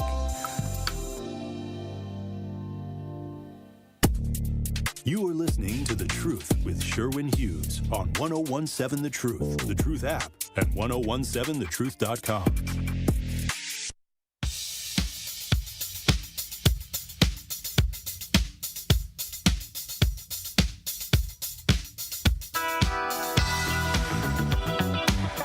Our phone number is 833-212-1017, 833-212-1017. Praising the Lord in Brown Deer, Wisconsin. Is that your real YouTube name? That's a funny sounding name. Praising the Lord in Brown Deer, Wisconsin. They say, hey, Sherwin, where are all those black Trump supporters that used to call a station? Let's call on them to explain some of the stuff going on. And how do they feel about Trump now? I don't care how they feel, nor do I want to waste my time or anybody else's listening to them. Listening to a black, because they're going to make up an excuse. And especially the whole Jeffrey Epstein thing, which is now all fingers are pointing to the fact that the president of the United States, if he's not a pedophile himself, he associated with one. He went to his Jeffrey Epstein's wedding, y'all. No, Jeffrey Epstein was invited to Donald Trump's wedding to Marla Maples. Their friendship is 30 or 40 years old. Now, they don't want to admit that because, the Trumpers always want to accuse the Democrats of being connected to pedophilia. Ain't that crazy? Oh, the truth is going to come out that Donald Trump was as connected to pedophilia and child sex trafficking as Jeffrey Epstein was. Why do you think Jeffrey Epstein is dead? And when Jeffrey Epstein, who was on suicide watch, who died of suicide, who was in control of the Federal Bureau of Prisons when that happened? Donald Trump was. Who's the person that just recently said, "Oh, why is everybody still talking about Jeffrey Epstein? Oh, that guy's a creep. There's nothing in those files." Pam Bondi said about a month or so ago she had the files on her desk and was waiting on the president's approval to release them. Till they went through them, 250,000 pages of documents. You think Trump's name is not in there? That's why Trump wants to make it go away. That's why Donald Trump released the Martin Luther King Jr. classified files against the best wishes of the family. And then something else that Trump did that was supposed to be a distraction. But he needs to know that we on his ass. You ain't going to distract us. You may distract them.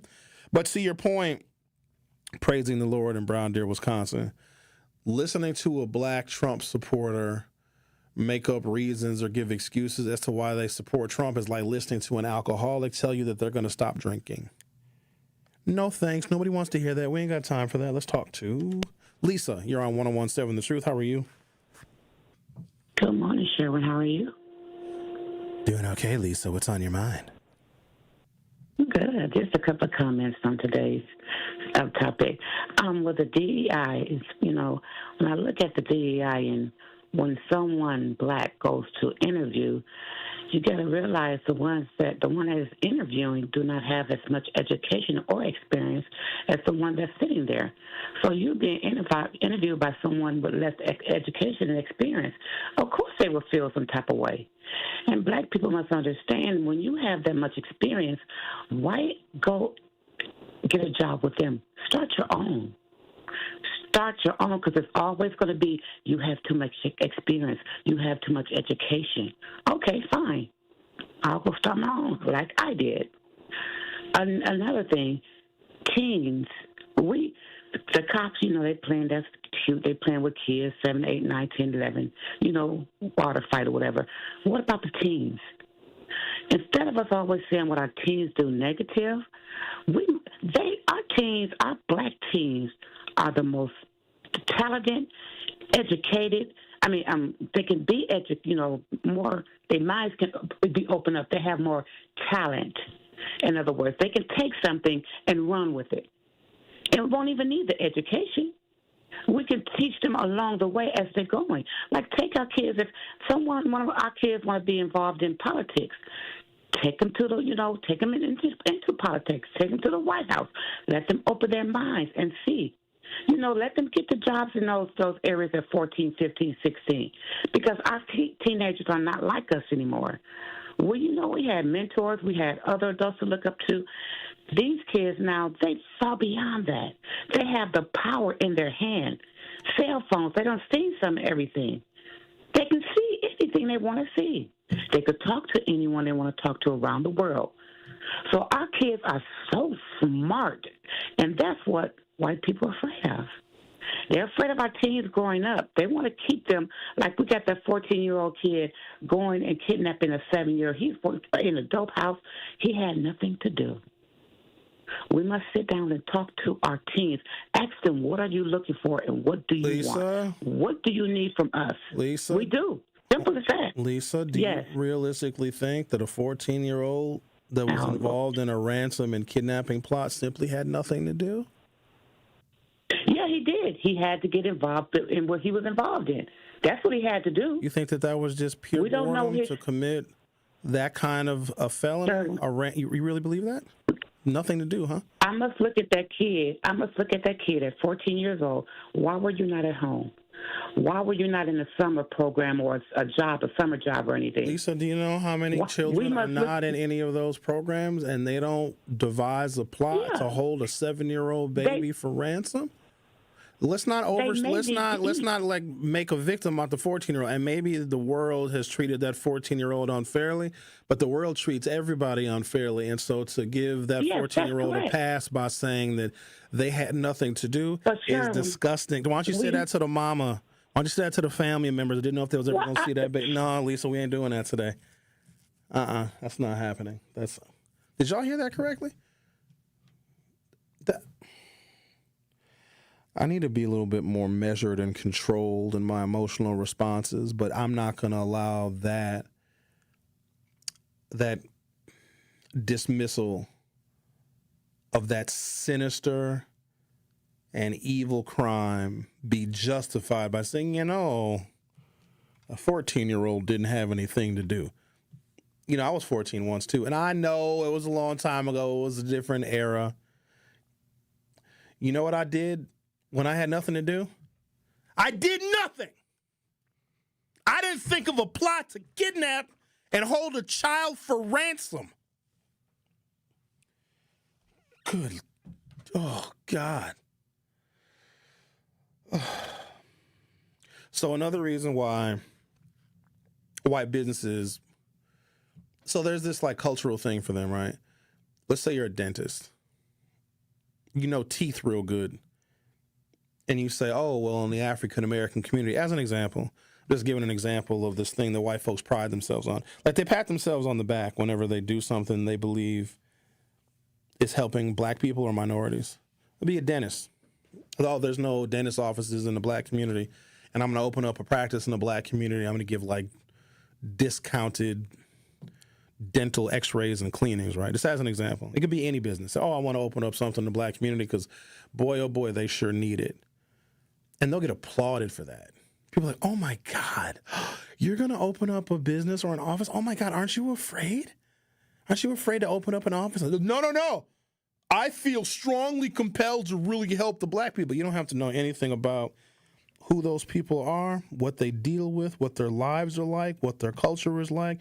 You don't have to deal with the many, many years, if not generations, of deindustrialization and the prison industrial complex. You don't have to know any of that, but just the fact that you are considering or opening an office or a branch in a black community, you are greeted as some kind of great liberator. And then when they see things that they don't understand that happen in this black community and they decide they want to close their office. But the other reason is because, we live in a capitalist society. And people aren't going to do things that don't make money. Or even if they open up an office, as an example, in a black community and it loses money, then that's going to be their loss leader. And they're going to use the losses, the profit losses, by opening up in a black community to offset the taxes they'd have to pay. So that's another strategy. But here's the biggest strategy. If you're a white company and you think you've maxed out your ability to be profitable with your traditional marketing strategies and your traditional clientele, and the world is getting more diverse, and you have to be able to appeal to African Americans and Latinos and Asian people because those numbers are increasing of those demographics. And you may hire people from each of those respective communities to come and be a part of your company, all under the guise of we want to be socially responsible and we want to promote and support DEI, right? And it looks good. And they'll advertise and promote, we want to have a diverse workforce. Here's why they actually do it, especially when white companies that have, for the most part, ignored or had like a 90+% white corporate structure, white boards, white employees, white middle managers, et cetera. Here's why they decide to hire black people, because they want nigger money. If we hire black people, then more black people are going to spend money with us, right? That's why they do it. If we get these blacks, right, and if we showcase them, then the black community will just be like, oh my God, we're going to buy their products and their services. But the white company still operates like one that does not want nor welcome black input. I get it. You want black people's money, but you have to listen to black people and listen to us. And how you market and how you talk to and how you appeal to black folks. You cannot, it will never work. I'm trying to save a bunch of white folks millions of dollars. Stop thinking that your narrow-minded view is going to appeal to black folks. I know that you think that you're better than, you're smarter than everybody else. You're not. You have to listen to us. They think that, if I hire these black folks, then all these other black businesses and all these other black people are going to come and they're going to spend a bunch of money with us. And they think they invented the wheel. Yes, what a grand idea. Let's start the hiring tomorrow. And then they hire a bunch of black folks. And the black folks are like, we can't even work in this environment. You got microaggressions over here. You got HR violations over here. You got this, you got that. No, that's not what we hired you for, black people. We hired you so you can bring us more black people money. Yeah, but in order for us to do that, we have to feel like this is a comfortable and safe work environment. And that's when they say, well, I don't know if this relationship is going to work out. That is what makes white people victims of their own supremacy, because they have been led to believe that their way is the only way. But as the world gets more diverse, that gives you the rise of Donald Trump.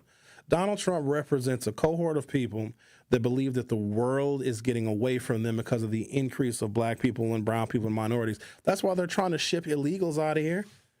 Here's the thing with white folks. Because the nation that they built and the government that they built and the systems that they built benefited them without the expectation there would be input from anybody else. And when the, quote, anybody else's begin to balloon in population, white people don't feel at home in their own country anymore. And so instead of adapting like everybody else has to do, they want somebody like Trump that'll bulldoze parent American society. Will clear all the obstacles for us, Daddy Trump. That's not going to happen. It's unfortunate, though. But they'll learn eventually. The Truth with Sherwin Hughes on 101.7 FM. We'll be right back. The Truth with Sherwin Hughes returns after this on 101.7 The Truth, The Truth app, and 1017thetruth.com. Here at the new 101.7 The Truth, we aim to be a staple in Milwaukee's Black community. We are committed to partnering with local organizations and supporting Black-owned businesses. We are proud to call Milwaukee our city and promise to be a positive reflection of our community. We look forward to celebrating Black culture and excellence with you every day as we make history and continue to uplift the voices in our city. Join us for the journey at the new 101.7 The Truth, founded by Gruber Law Offices, Milwaukee Black Talk. I've got to share that I am also a beneficiary of the Old National Bank Empowerment Loan Program. So, Tracy, with that being said, what is the Empowerment Loan Program? Great. Well, the Empowerment Loan Program is a special purpose loan program that we launched 2 years ago. It has been a success. It was something, again, near and dear to the heart of not only our chairman and CEO, but just our organization as a whole. We work with contractors, consulting firms, retail food operations, daycares. In fact, so far, we've approved $50 million of loans to minority and women-owned businesses within a 2-year period. And for those that are now leaning more into this conversation, what's the best way to get in contact with you as part of their interest in the Empowerment Loan Program? I'm going to give you my cell phone number to the listeners. It's 414-687-7393. And if that doesn't work, feel free to reach me at my email, tracy.meeks@oldnational.com. Tracy Meeks, Senior Vice President, Community Lending Market Executive from Old National Bank. Escape the city and relax at Lake Lawn Resort in beautiful Delavan, Wisconsin. Enjoy outdoor activities on Delavan Lake. Tee off at the lakeside Majestic Oaks Golf Course or unwind at the award-winning Calidora Spa. With both indoor and outdoor pools, there's fun for the whole family. Take a cruise on the Lake Lawn Queen. Explore stunning shores and historic landmarks and enjoy delicious food and drinks on board. Book your stay today at lakelawnresort.com, where everything is better at the lake. Healthy beginnings create brighter futures. At Outreach Healthy Start, Healthy Hearts, families and experts unite to explore how early decisions from pregnancy to childhood shape lifelong health and well-being. Join Outreach on Thursday, July 31st from 9 a.m. to 3 p.m. to learn how prenatal care, well-child visits, and healthy habits lay the foundation for strong hearts and strong futures. This event is free and open to Milwaukee families. Call 414-727-6320 to register today. That's 414-727-6320. Outreach Healthcare with Heart. Every step lights the way to brighter futures. Join us for the 41st annual UNCF Milwaukee Walk/Run for Education on Saturday, August 2nd at Veterans Park. Meet our 2025 Grand Marshals and Torchbearers as we light the path for Milwaukee students to achieve their college dreams. Start a team, bring your family, and help us raise funds that change lives. Awards, food, and fun await. Register today at mkeuncf.info.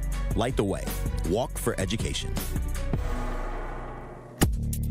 You are listening to The Truth with Sherwin Hughes on 1017 The Truth, The Truth app, and 1017thetruth.com.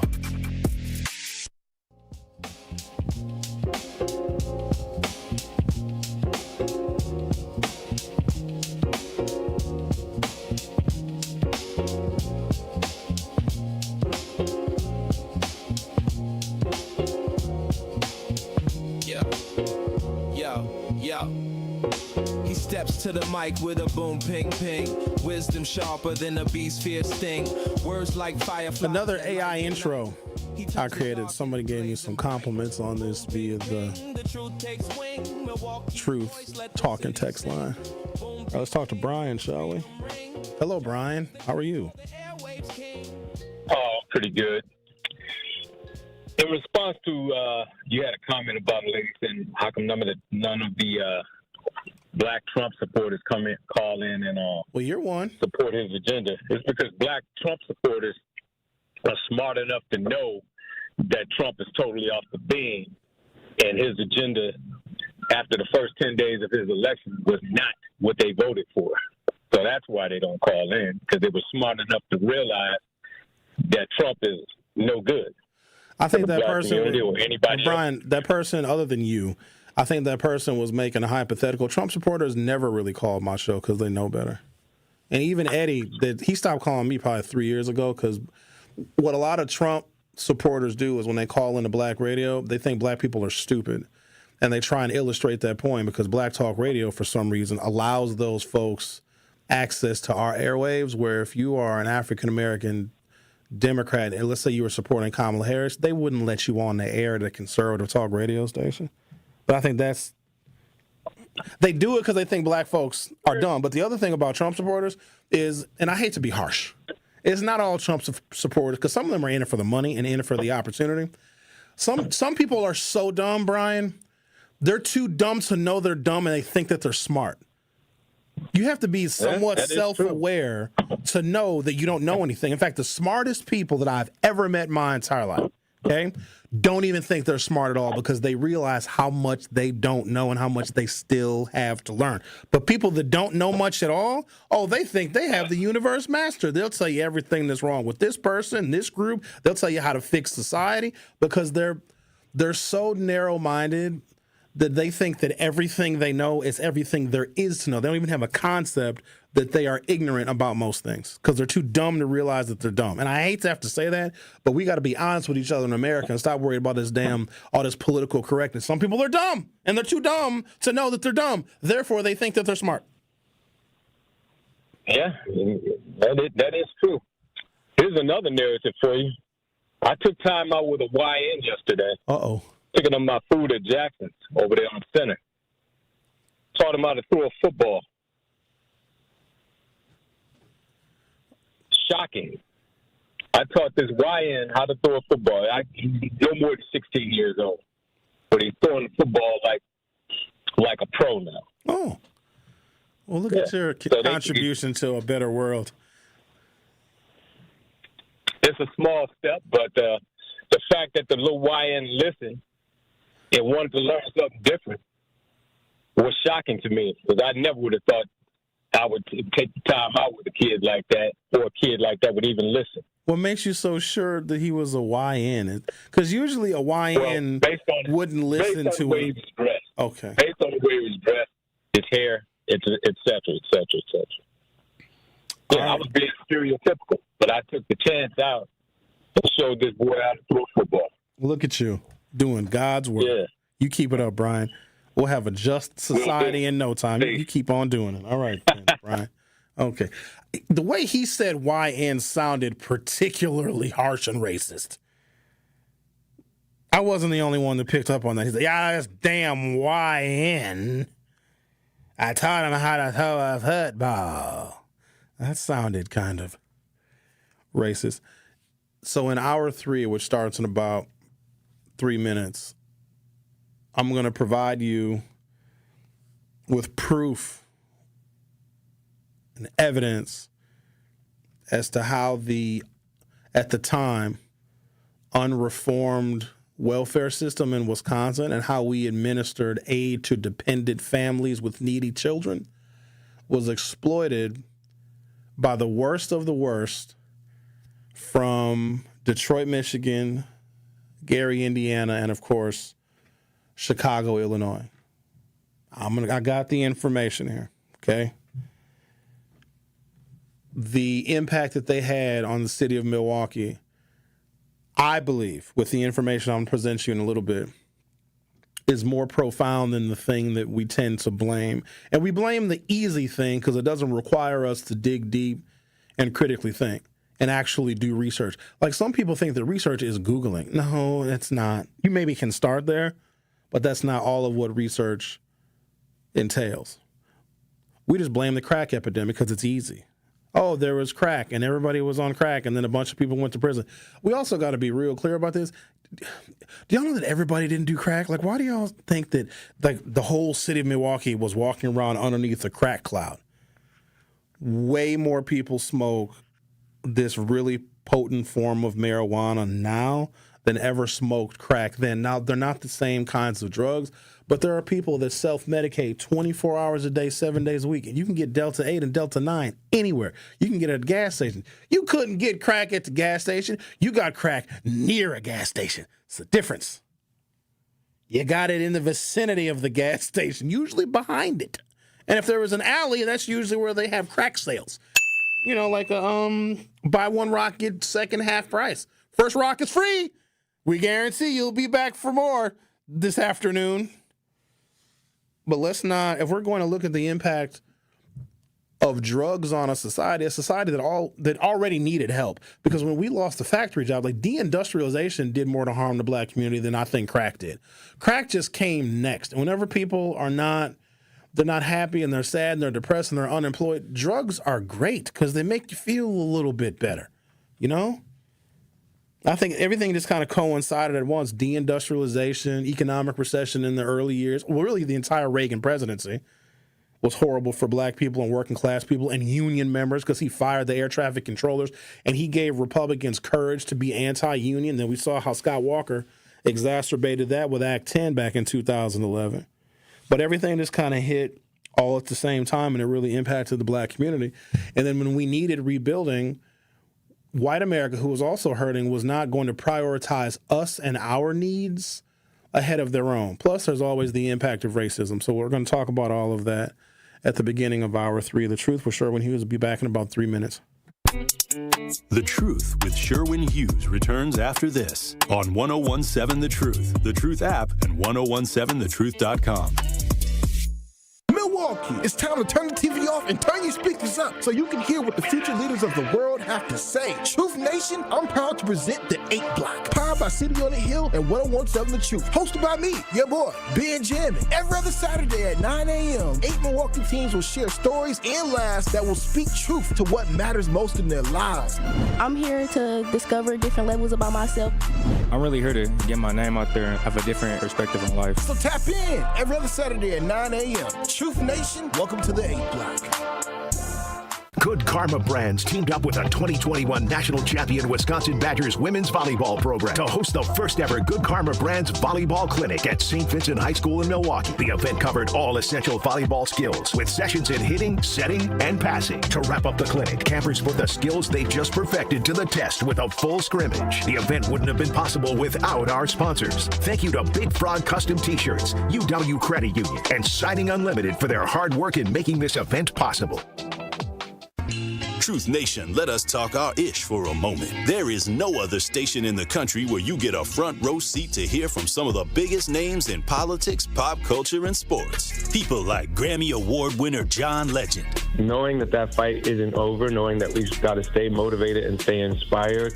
Glory was the song that myself and Common wrote. 2 brothers from the Midwest, from Chicago and from Springfield, Ohio. Oscar Award winning actor Don Cheadle. I know that we're the bright, shiny thing that sometimes gets the attention, but I would say don't listen to celebrities. You don't have to listen to us. Listen to yourself. And President Donald Trump's son, Don Jr. When did we have a strong economy? And I don't think anyone with a straight face can say right now. And the reality, when you look at it, it's not even voting for my father. Look at the team that's now surrounding him. Tap into the award-winning and nationally recognized 1017 The Truth by downloading the Truth app and streaming us live at 1017 The Truth on YouTube. Milwaukee Black Talk.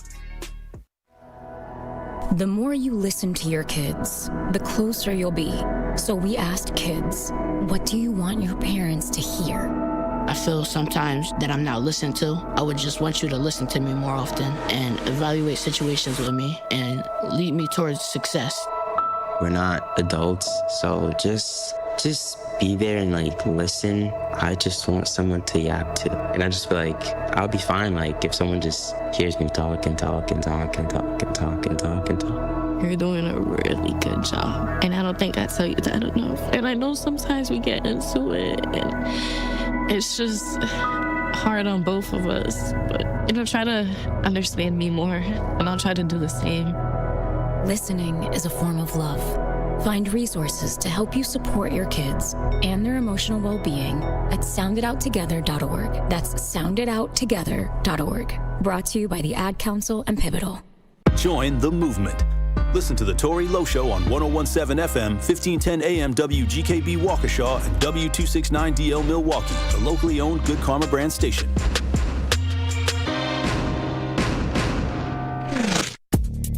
You are listening to The Truth with Sherwin Hughes on 101.7 The Truth, The Truth app, and 1017thetruth.com.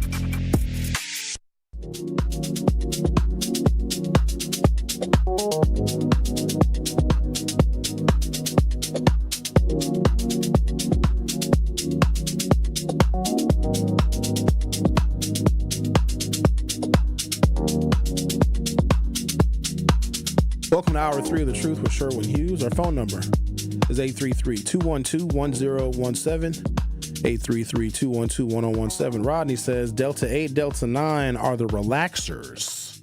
The same combination with THC added. That's the one. Unlimited purchasability in Wisconsin, but they won't legalize it outright. It technically is legal. Delta 8 and Delta 9 are they're different forms of THC, and what I'm worried about is the excessive amount of milligrams, because there's no regulation on how many milligrams you can buy or how many milligrams you can ingest. And THC, too many milligrams of it is an overwhelming intoxicant. And here's the thing, people have different THC receptors. Some people don't get high at all from 5 milligrams of a THC edible. Some people are in a coma after 5 milligrams. And because it's still federally unregulated, and some of these laboratories that are supposed to quote unquote test the THC content, a lot of it is just BS, a lot of it is made up, and a lot of it is very inconsistent. And because we have the market literally flooded, you can buy the stuff on the internet. You can buy THC, Delta 8, Delta 9 products and vapes from anywhere in the country because the Farm Bill allows for the interstate buying and selling of hemp-derived THC products. And there's a loophole where you are buying legal and legitimate THC. This has to be per weight of the package, the percentage of the THC has got to be below 0.3%, but they found a loophole for that. So it is legal. And yes, kids are getting it. And kids should not be using any intoxicant because they're going to use it irresponsibly, and there is addiction. And we all know people. That was a lie. When people said, oh, you can't get addicted to weed. Yes, you can. People can get addicted to shopping for shoes. Get addicted to anything. No, you can't get addicted to weed. Yes, I bet you a third of this city under the age of 30 years old ingests marijuana at a level that most of us would call an addiction. Let's talk to, and it's not helping the social problems. Let's talk to Clyde. You're on 101.7 The Truth. How are you, Clyde? Good day, Sherwin. I think it's the Oh, how did you not know that was Israel? That was the word. What was that accent he was trying to do? You know that was Israel, right? Yeah, it was Israel. Yeah, that was Israel trying to. Even when he tries to disguise his voice. All right. So if you were one of those people from Chicago, you're not going to like this. There was they called it a low-income condominium experiment that took root on the northwest side of the city of Milwaukee because, as I'm going to show you in a moment, there was an influx of African Americans to the city of Milwaukee prior to us reforming our welfare system, where it was a very lucrative system where people were given actual checks and cash benefits based on the number of children that you had. So if you lived in Michigan, if you lived in Indiana, if you lived in Illinois, they reformed their welfare systems that required those individuals to work to get anything, to get any kind of benefit. And it was usually just childcare. Wisconsin had not yet reformed its welfare system. So the worst of the worst, the ultimate people that wanted to exploit and commit fraud in the welfare system, which still goes on right now. But these are the worst of the worst. They all came to Wisconsin, but it wasn't just single mothers and their kids. They brought their brothers, their fathers, their uncles, and their cousins. And what those men did is they changed the culture, the drug selling culture of the city of Milwaukee. They introduced drug houses and crack houses. We didn't have drug houses and crack houses until they brought their tails up here. We were a street dealing city. And so the mamas came with the kids and got the cash benefits, and they got housing. So now the dope dealer got somewhere to live, and they got cash coming in. There was a disproportionate number of them that were relocated from the north side to the far northwest side, essentially a throwaway area near 91st and Brown Deer Road. So it's not Brown Deer, the village of Brown Deer. It's just outside of the village of Brown Deer, which essentially is the northwestern side of the city of Milwaukee. Now it is known as the 9th Aldermanic District. It's a wasteland. It is. Those individuals, I contend, are why Northridge closed, because they all got relocated and concentrated between. So Northridge Lake saw an influx of them too. So think 76 in Brown Deer all the way west to about 96 in Brown Deer Road, going north to a street called Allen, that area back in there. The absolute worst of the worst. The culture that they brought, and the shopping mall was right there. Northridge was right there. Do you guys remember Northridge in the heyday? It was people from all over, all points north. Mequon, Saukville, Germantown, they all, because that was the closest mall to a lot of those folks. That was closer than Mayfair was. But then the culture of the people that were relocated to the quote-unquote low-income condominium experiment on 91st and Brown Deer Road, the uptick of crime and violent crime and drug dealing and drug houses just literally exploded. And that same culture infiltrated the whole northwest side of the city of Milwaukee, but particularly the area of Northridge. And I would argue that that area has not recovered. And here's what's interesting. Southridge is still there. Ain't that wild? Because of the people that they shipped. Some of it was also removing people from the Brewers Hill area and giving them another place to live, because I think at that time people felt that 91st and Brown Deer was like the suburbs. Well, it was until they ruined it. But they also were getting Brewers Hill ready for gentrification, and so there was an intentional effort to move people from the near north side. When I say near north side, the neighborhood's just north of downtown, because look at what downtown is right now. All the development. Now, here's what's crazy. Now downtown is going back in the other direction. So they removed African Americans and black families from the near north side, shipped them way out to the northwest side. And then gentrification is able to take root, because some of the houses in Brewers Hill in that area are beautiful. The architecture is incredible. And the bones of some of those houses are just immaculate. So you have people that moved out to the suburbs. They left the city of Milwaukee because of white flight, moved out to the faraway suburbs, raised their kids. Kids went to school out in New Berlin or Elm Grove or Waukesha or whatever. Those kids are grown. Now those white folks want to come back to the city because they want to experience all that downtown Milwaukee has to offer, whether it be our festivals or our restaurants or our concerts, our Bucks games, et cetera, et cetera. And so they started to purchase property in the Brewers Hill area. And because they had so much equity, which again, because of housing segregation, black people did not have home ownership equity because they didn't have to sell us houses before the Fair Housing Act of 1968. So the white folks that bought houses in the suburbs had tremendous equity, came into the Brewers Hill neighborhood, bought houses for $5,000 and $10,000, put $50,000 and $60,000 into those houses. Now it's a $400,000 house, which is great, and it's great property tax revenue for the city. But if you lived in that neighborhood on a fixed income, the increase of your property taxes would force you out. There was a period of time where the city of Milwaukee itself owned more tax foreclosed properties than the banks did at the height of the foreclosure crisis. And what do those folks do? And what do these hedge fund people do? They come in and they buy the tax foreclosed properties and they turn them into Airbnbs and they gentrify our city. And so a lot of those folks who were displaced were moved out to the far northwest side to join the gaggle of thieves that came up here from Gary, Indiana, Detroit, Michigan, and Chicago, Illinois. It also should be noted, don't worry, I'm going to get to the information in a second. Gary, Indiana, hollowed out, lost population. Detroit, Michigan. Detroit lost half of its population. Detroit was almost 2 million people. In this era that I'm speaking about, Detroit's population was like 900,000. And Chicago lost population too. Where do you think they came? Where do you think they came? Detroit lost 1 million people. I don't think anybody moved back to Gary. Actually, no, Gary's making a resurgence because it was such a hollowed out, bombed out city. Like now people are, I think Dame Dash said, oh no, Gary is going to be the next thing. So you got to buy all the property in Gary. No, thank you. But I can see that in 20 years, Gary, Indiana will get gentrified again. Chicago lost population as well. And I would argue, where do you think those people moved to? They didn't go to outer space. They came to Milwaukee. During the 1980s and 1990s, Wisconsin, and especially Milwaukee, saw a significant influx of low-income residents from cities like Chicago, Detroit, and Gary. This migration was widely attributed to Wisconsin's relatively generous and unreformed welfare benefits compared to neighboring states. The perception was that Wisconsin's aid to families with dependent children, AFDC program, and other social supports were more accessible and paid higher benefits, making the state a, quote, welfare magnet for poor families seeking better support and living conditions. So I'm providing this information so that people stop saying, oh, it was just the crack era. That was some of it.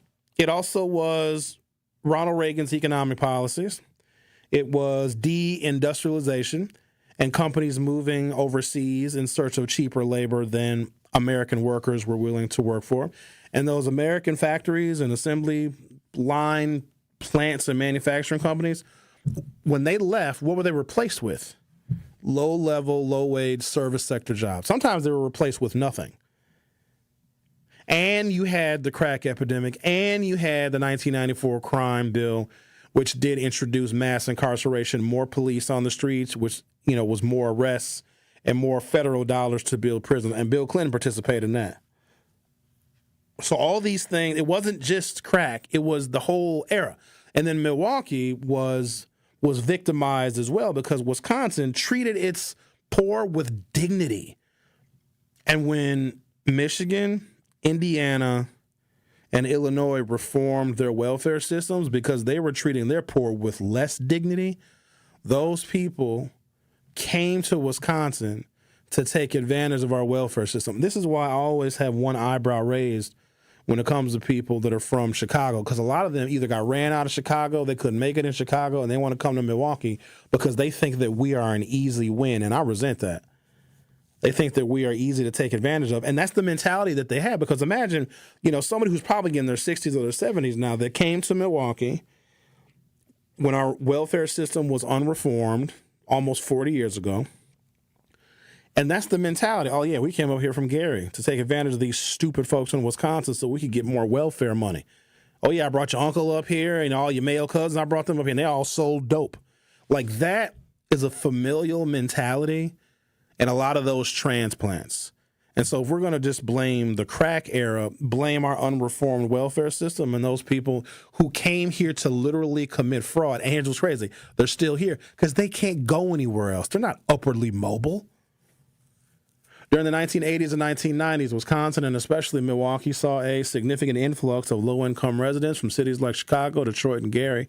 This migration was widely attributed to Wisconsin's relatively generous and unreformed welfare benefits compared to neighboring states. The perception was that Wisconsin's aid to families with dependent children, AFDC programs, and other social supports were more accessible and paid higher benefits, making the state of Wisconsin a welfare magnet for poor families seeking better support and living conditions. A 1989 study found that newcomers associated for 29% of all newly opened AFDC cases statewide, and 43% of those new cases were in Milwaukee and other counties close to Illinois. Bingo. This indicates a substantial portion of welfare caseload growth was due to interstate migration, particularly from Illinois and Indiana's urban centers. And that information is from the LA Times. Like, LA studied the impact on Milwaukee of welfare cheats from Detroit, Gary, and Chicago. The New York Times, or the LA Times, like, wow, they really got taken advantage of there in Milwaukee. Let's do a story on it. So remember earlier how I said Detroit lost like literally half of its population. Gary, Indiana is still empty. And during that same time, Chicago, I'm talking about black population. Like Detroit lost some of everybody, but the black population really exited out of Detroit quickly, which greatly contributed to their population decline. Gary, black populations there, exited as well, same with Chicago. But at the same time, okay, were those former industrial cities that attracted black folks from the South because of their industrial employment opportunities, especially Detroit because all of the work in the auto industry and the auto plants, they lost population. Guess who gained black population? I'll give you 3 guesses. I'll let you try and figure out when Detroit, Gary, and Chicago were losing black population, which city do you think gained population? I'm going to let you think about that, but right now I'm going to take a break. When I come back, I'm going to hear your answers. You're listening to The Truth with Sherwin Hughes on 101.7 FM. We're explaining that it was more than just the crack epidemic that led to the social ills in Milwaukee that we now are in our 3rd generation of dealing with this summer in the city of Milwaukee. The Truth with Sherwin Hughes. Will be right back. The Truth with Sherwin Hughes returns after this on 101.7 The Truth app, and 1017thetruth.com. Hi, I'm Theo, and I'm a proud Riverside University High School Tiger. As a rising junior, I'm excited to get involved in the many opportunities that RUHS offers, like sports, clubs, and advanced placement classes. But what I love most about Riverside are all of the chances to grow and build relationships with classmates. Riverside is one of the most welcoming high schools in the city. On Saturday, August 23rd, from 11 to 3, come and join us for the Truth Family Fest. We'll have entertainment, food trucks, and vendors. See you there.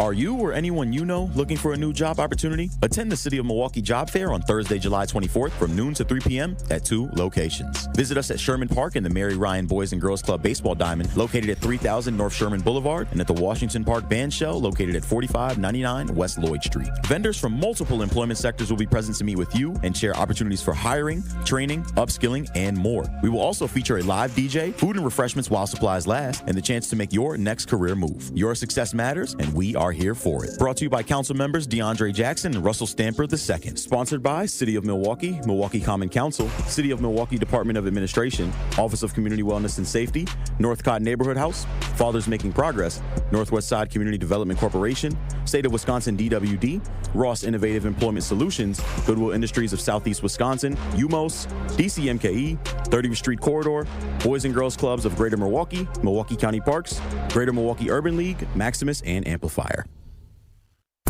Ready to buy your first house, move into your forever home, or simply refinance? At Associated Bank, they've got you.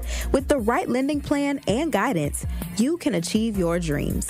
Your financial goals are closer than you think, and Associated Bank is excited to help you reach them.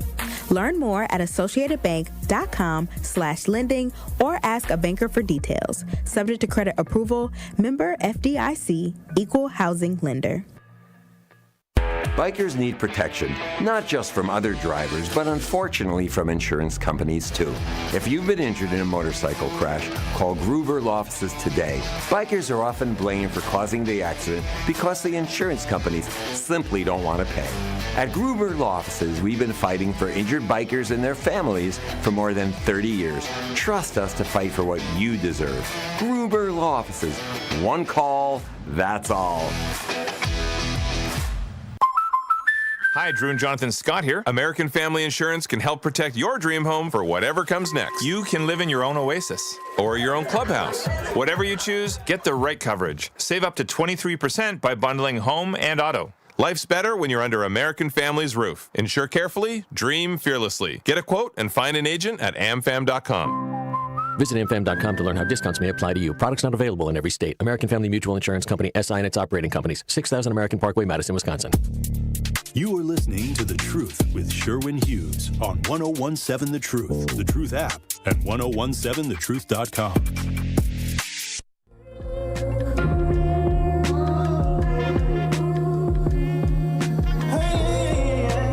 Before I took a brief intermission, I asked you guys, where did the African American population go because Detroit lost population. Detroit lost a lot. Now, people are starting to move back to Detroit.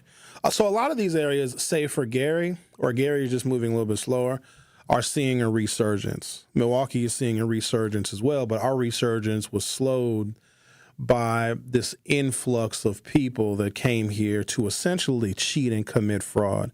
And they did. Like, Milwaukee folks aren't angels either, but we didn't need help from Chicagoans.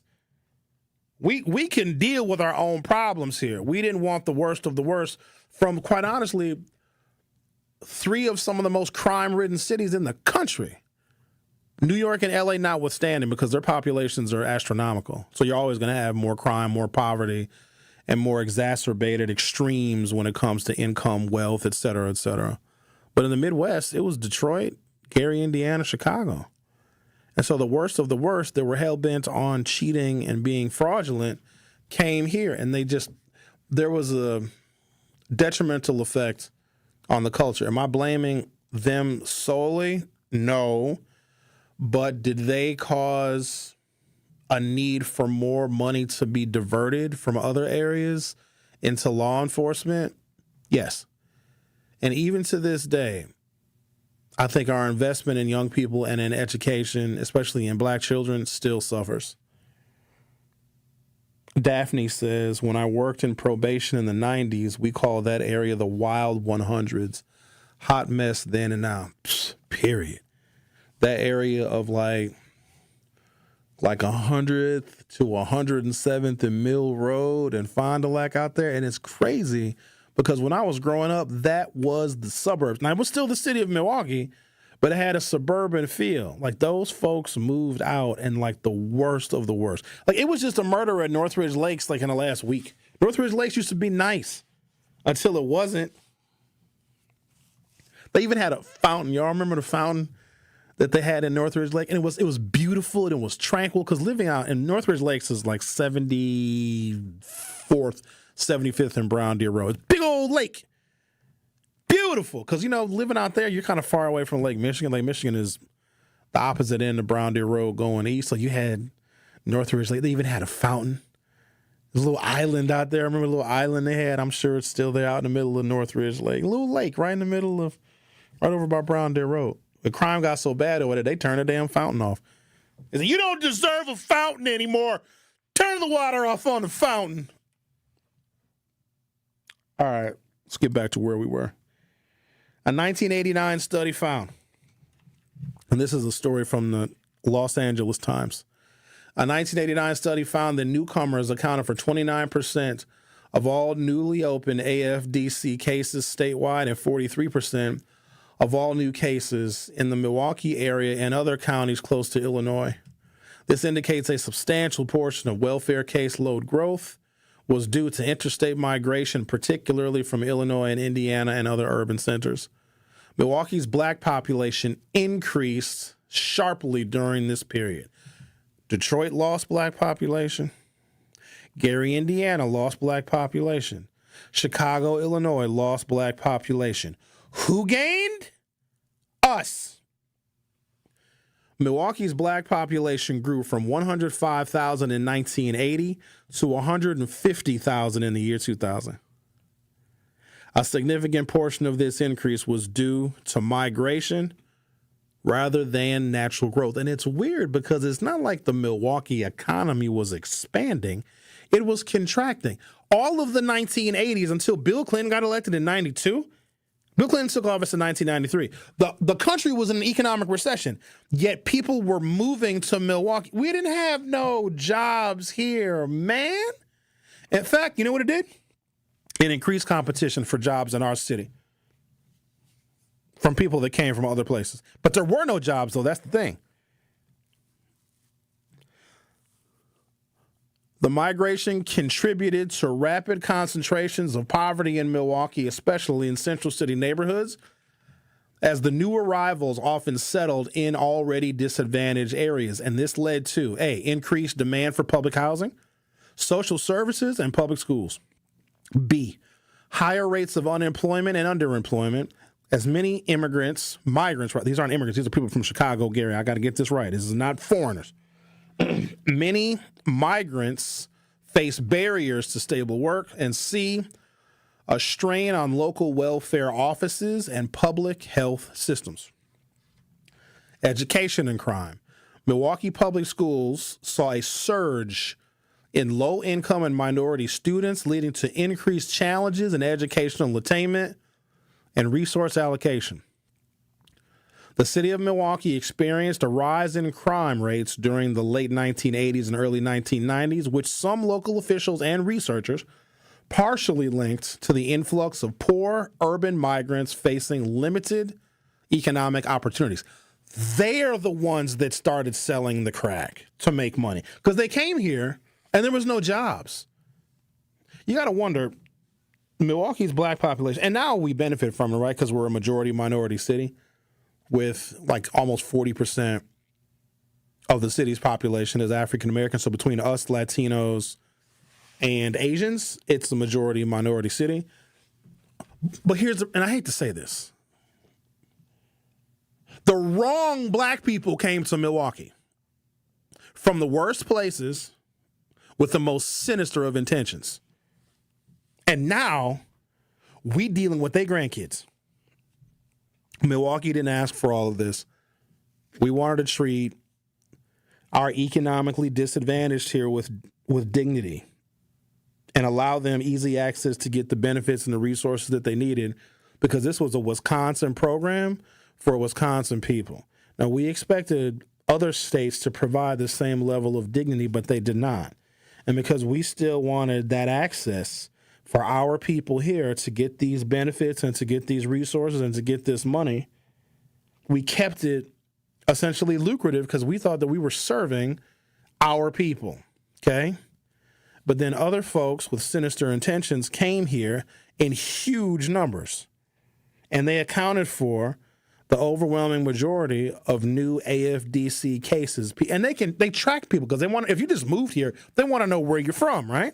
And so they have data on all of this, and the LA Times compiled all this data and was like, wow, Milwaukee got the worst of the worst because the majority of these people coming from cities in the upper Midwest that lost population. Well, where do those African Americans go? Gary, Indiana lost black population. Detroit lost black population. Chicago lost black population. Where do they go? Elon Musk wasn't around yet shipping black folks to space. They all came here. The migration and its impacts led to bipartisan calls for welfare reform in Wisconsin. In the year 1989, both Republican and Democratic leaders pushed for measures to reduce welfare benefits for newcomers, aiming to, quote, take away the incentive to come to Wisconsin. Ladies and gentlemen, it was so bad that Democrats and Republicans were like, we got to do something about these people coming in from Chicago, Gary, and Detroit. And it's crazy because like now, like the tables have turned. So now they're saying this about, people coming here from Mexico. We first had to deal with people coming from Chicago, Gary, and Detroit. Democrats and Republicans are like, we got to stop these folks. And so what ultimately happened is you get W-2. W-2 was, eventually it was coming, but it was sped up by the number of people that were taking advantage of our welfare system here, which hurt Milwaukeeans. And it hurt people that live in Wisconsin because those folks, and I'm not one of those like, oh, no, Sherwin, well, we got to welcome everybody. Not if you come here with sinister intentions. And then they'll have the nerve to talk mess about Milwaukee. Then go back to where you're from because we didn't invite you. Because now we're dealing with the social fallout of these folks coming 2 generations ago and ruining our damn city. These debates and policy changes in Wisconsin were influential in shaping national welfare reform discussions, culminating in the 1996 federal welfare reform law. So what happened to us here in Milwaukee was the impetus for national welfare reform. They're like, we got to reform the whole thing at the federal level because welfare was, a part of it was state administered. And the state of Wisconsin was like, oh, okay, well, Illinois has their system, Indiana has theirs, Michigan has theirs. We're all just administering these programs to people that live in our states. But those states were ahead of us in reforming their welfare system because they want to essentially cut black folks off from free money. But not here. We still allowed our folks here to get taken care of, and they took advantage of that. Critics of the welfare magnet theory argued that many migrants move for reasons beyond welfare, such as escaping high crime, seeking better schools, or joining family networks. However, the data on new welfare cases and the timing of migration patterns support the conclusion that Wisconsin's welfare policies were a significant pull factor for many low-income families from Chicago, Detroit, and Gary. The Truth with Sherwin Hughes on 101.7 FM. We'll be right back. The Truth with Sherwin Hughes returns after this on 101.7 The Truth, The Truth app, and 1017thetruth.com. Join Outreach on Thursday, July 31st from 9 a.m. to 3 p.m. to learn how prenatal care, routine well child visits, and habits that empower parents for healthy pregnancy. Call 414-727-6320 to register today. Hey, Wisconsin, are you feeling summer? Then it's time to feel cheesy. It's time to feel good. July 31st through August 10th, only at the Wisconsin State Fair. Presented by U.S. Cellular. This summer, make 3rd Street Market Hall your one-stop, must-stop destination to eat, drink, and play. 3rd Street Market Hall has over 15 locally owned food vendors, a self-serve beer wall featuring 30 Wisconsin breweries, over 50 HD TVs, and happy hour specials all week. The perfect place to work remotely or catch a game between meetings or over lunch, 3rd Street Market Hall is your home away from home or office. Visit 3rdstreetmarkethall.com for menus, events, and more information.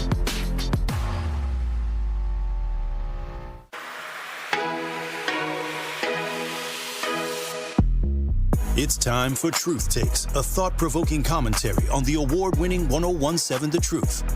Here is Dr. Ken Harris with his truth. Juneteenth signifies the occasion in 1865 when the final enslaved blacks in Texas were notified of their liberation 2.5 years subsequent to the Emancipation Proclamation. The moment when 100% of victims of slavery finally recognized their liberation indicated the principles of the U.S. Constitution came to be universally applicable. This represents a success for Black Americans and a subsequent and significant point in American history, highlighting the nation's alleged dedication to liberty and justice for all. The recent verdict in the murder of Sade Robinson serves as a reminder of the enduring evils and oppression we still face. Despite independence, numerous blacks still encounter exploitation, and they are masquerading as freedom. Commemorating Juneteenth compels us all to acknowledge these realities and compel the nation's past and promote a truthful national narrative. Juneteenth, along with the murder conviction of the disgusting individual who killed Miss Robinson, serves not merely as a celebration, but also as a summons to action. Remember this history in your daily discussions and interactions. If Juneteenth caused the conflation of liberty and justice for Black America, I say one death represented by the murder of Miss Robinson is a denial of liberty and an injustice to all of Black America. This has been Truth Takes on the award-winning 101.7 The Truth. Listen to The Truth in the Afternoon with Dr. Ken Harris, weekdays from 4 p.m. to 6 p.m. You are listening to The Truth with Sherwin Hughes on 101.7 The Truth, The Truth app, and 1017thetruth.com. Reading through some of the commentary on YouTube, Miles says, damn, so we are blaming Iz for a Milwaukee breakdown. I think you are inquiring, are we blaming them for Milwaukee's breakdown? They didn't help. What is not uncovered in this data is, so the decrease of a Black population in 3 cities specifically, Detroit, Gary, and Chicago, and they came in large numbers to the city of Milwaukee because we can track that, and they also accounted for the overwhelming majority of new AFDC cases. But we've always known this, though. I'm just glad the LA Times decided to do a story on it. This is great journalism by them, by the way, the LA Times. What we didn't see is an explosion of black college graduates. What we didn't see is improved graduation rates from MPS. What we didn't see is an explosion of black entrepreneurship. We didn't see that, did we? Did we see an explosion of black home ownership? Nope. Did we see a decline in social ills because this influx of African Americans that came from 3 other cities? They didn't come here and build. They didn't come here and create. Not here. Some did. The majority did not. Because I wish I had that information to report. Detroit lost population. Gary lost population. Chicago black population. Chicago lost black population. Oh, and then they came to Milwaukee and they built monuments to success. We got our first black bank. We got our first black hospital. We got our first. None of that happened. They came here to take advantage of our welfare system, which led to, like, how Wisconsin was abused by these folks, led to Bill Clinton reforming the entire nationwide welfare system. Because before, it was a state-administered program. They got money from the feds. The feds were like, here, Wisconsin, administer your program however you want. Hey, Illinois, administer your program however you want. Indiana, Michigan, et cetera, et cetera. We administered ours to take care of our people. Those other states were like, yeah, we're going to change how we're going to administer these because it's helping a lot of blacks. And we just didn't pay any attention to it. We didn't think that we'd have this influx of the worst of the worst. And they brought a different kind of drug dealing here. So when people, oh, Sherwin, I'm blaming the crack epidemic, that's part of it. But who exacerbated the crack epidemic and made it more pervasive? Like, there was one point in time in the 1990s where our homicide rate was something like 32 or 33 per 100,000, which is insanely high.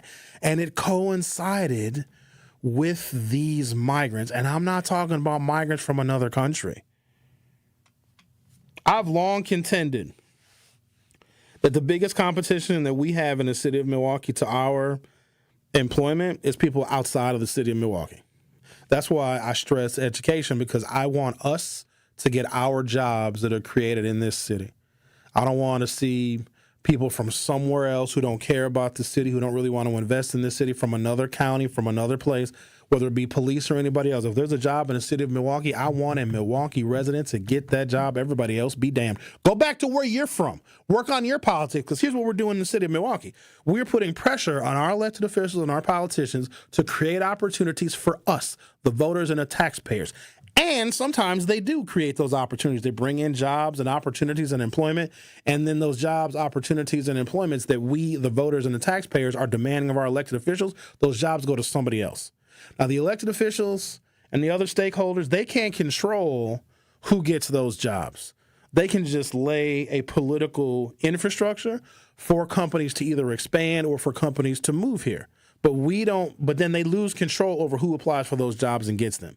And because our education system is so lacking, a lot of our kids that are coming out of MPS are not going to be qualified on basic reading and math to get any of these jobs that we demand that they create. Because don't we always do that? We want more jobs in every election. We want to see jobs. I've done polls, poll after poll after poll. What is on a voter's mind? And it doesn't even matter when it is, what the economy is doing, what inflation is doing. None of that matters. People always want more jobs. What are their top 3 issues? Healthcare, jobs, and crime, no matter what. And so the politicians be like, all right, cool. If this is what's going to get us reelected, let's all work together as a council or as a county board or as a state legislature to create what Milwaukeeans are asking for. And then they do it. And we still are unemployed. That's why I think a lot of us lose faith in the political system, because I think that more often than not, our elected officials are doing right by us, but we're not seeing the benefit of it because too much of what is being created for us is being taken advantage of by somebody else. And Milwaukee is ripe for that. I mean, that's really what gentrification is. People that are moving back to a place that they left. It was deemed unfit. Now all of a sudden they want to come back. And that pushes us out. Let's talk to Al. You're on 101.7 The Truth. How are you? I'm doing good. And the first thing I want to say is that, white people take advantage that when it comes to certain communities where there's a lack of pride, they know that's the green light to try to go in there and take over. I also think when they was coming here to get that extra check, and don't forget how they was, if you got pregnant, you get an extra $300 on your check just for your hips to spread and get some more stretch marks. They should have been pushing them out there to Fond du Lac, West Bend, Beaver Dam, Walsall, and Sheboygan, and they would have worked out very, very well. We must remember anywhere where there's a lot of EBT and a lot of 673s, it's going to be drama and chaos. Now, if you look at 76 and Mill Road to 91st, and you go 2 blocks north up in there, you don't got nothing but low income and EBT. And that is one of the biggest problems we are having. And the downside to all that that's happening right now, they throwing up all this low-income properties, but they have a bougie way of calling it affordable housing that they're sticking in residential neighborhoods. Now, we have a lot of empty land.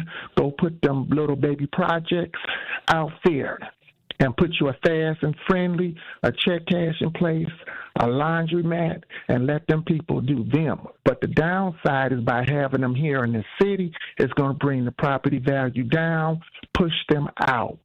You know, you got Beaver Dam, they got a lot of land, Baraboo, Climbing, Slinger, West Bend. Put them out there, and then if you choose not to take an initiative to read and learn math, that's on you, boo. But if you got the initiative to know every verses of the Bible, then we know you got your priorities effed up, because some of those things are free will. And I want you to have yourself a wonderful day. Bye-bye. Bye-bye. Thanks, Al, for your telephone call. All right, let's see what we got here.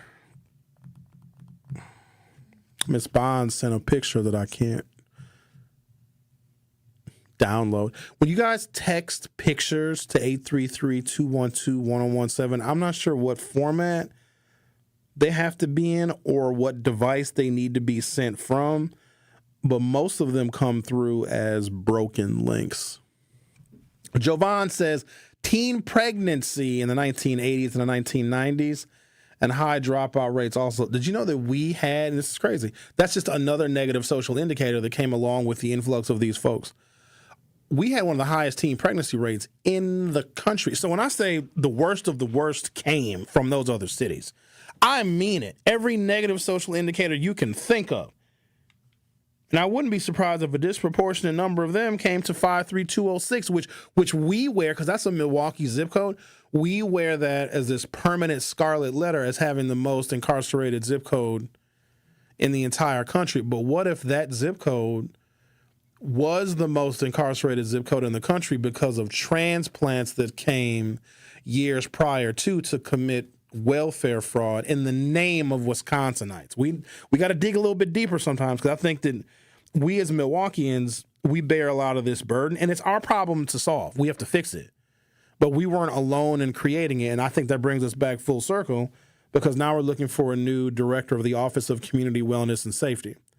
This is a complicated, multifaceted, multi-generational social decline, and what has come like in its stead of us losing all that industrial and manufacturing employment has not sufficed.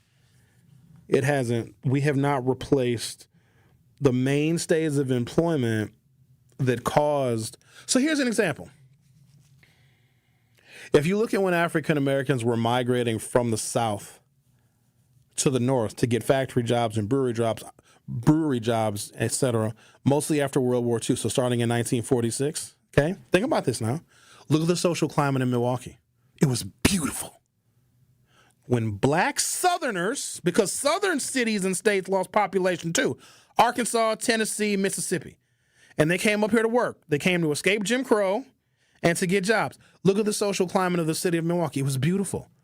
Crime was low. Home ownership was higher.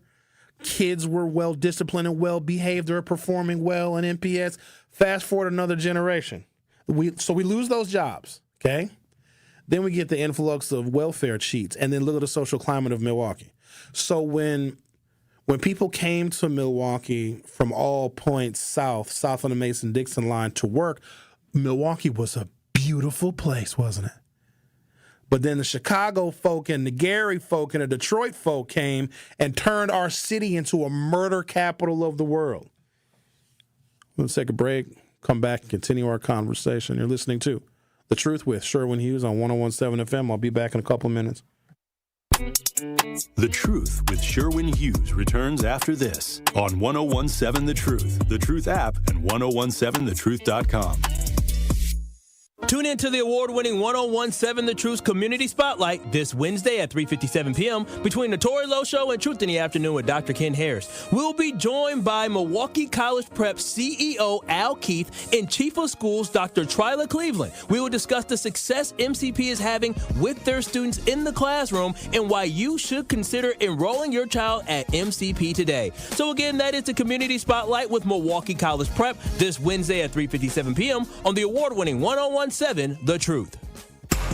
Are you or anyone you know looking for a new job opportunity? Attend the City of Milwaukee Job Fair on Thursday, July 24th from noon to 3 p.m. at 2 locations. Visit us at Sherman Park in the Mary Ryan Boys and Girls Club Baseball Diamond, located at 3000 North Sherman Boulevard, and at the Washington Park Band Shell, located at 4599 West Lloyd Street. Vendors from multiple employment sectors will be present to meet with you and share opportunities for hiring, training, upskilling, and more. We will also feature a live DJ, food and refreshments while supplies last, and the chance to make your next career move. Your success matters, and we are here for it. Brought to you by council members DeAndre Jackson and Russell Stamper II. Sponsored by City of Milwaukee, Milwaukee Common Council, City of Milwaukee Department of Administration, Office of Community Wellness and Safety, Northcott Neighborhood House, Fathers Making Progress, Northwest Side Community Development Corporation, State of Wisconsin DWD, Ross Innovative Employment Solutions, Goodwill Industries of Southeast Wisconsin, UMOS, DCMKE, 30th Street Corridor, Boys and Girls Clubs of Greater Milwaukee, Milwaukee County Parks, Greater Milwaukee Urban League, Maximus, and Amplifier. Ready to buy your first house, move into your forever home, or simply refinance? At Associated Bank, they've got you. With the right lending plan and guidance, you can achieve your dreams. Your financial goals are closer than you think, and Associated Bank is excited to help you reach them. Learn more at associatedbank.com/lending or ask a banker for details. Subject to credit approval, member FDIC, equal housing lender. Life's better with American Family Insurance because we know it's not just a car, it also drives your children's dreams. So whether you're going to soccer practice, robotics club, or opening night in the school play, we help protect those dreams. Save up to 23% when you bundle auto and home. American Family Insurance. Get a quote and find an agent at amfam.com. Products not available in every state. Visit amfam.com to learn how discounts may apply to you. American Family Mutual Insurance Company, SI, and its operating company, 6000 American Parkway, Madison, Wisconsin. Injured? Call Gruber Law Offices today. One call, that's all. Literally one call, that's all. I made one call, and that's all, worry-free. One call, that's all. It worked. Just one call, and that's all. They will do what they say they're going to do. One call, and that's all. One call, that's all means security. It's literally one call, that's all. It's a phrase we'll never forget. Gruber Law Offices. One call, that's all. You are listening to The Truth with Sherwin Hughes on 1017 The Truth, The Truth app, and 1017thetruth.com.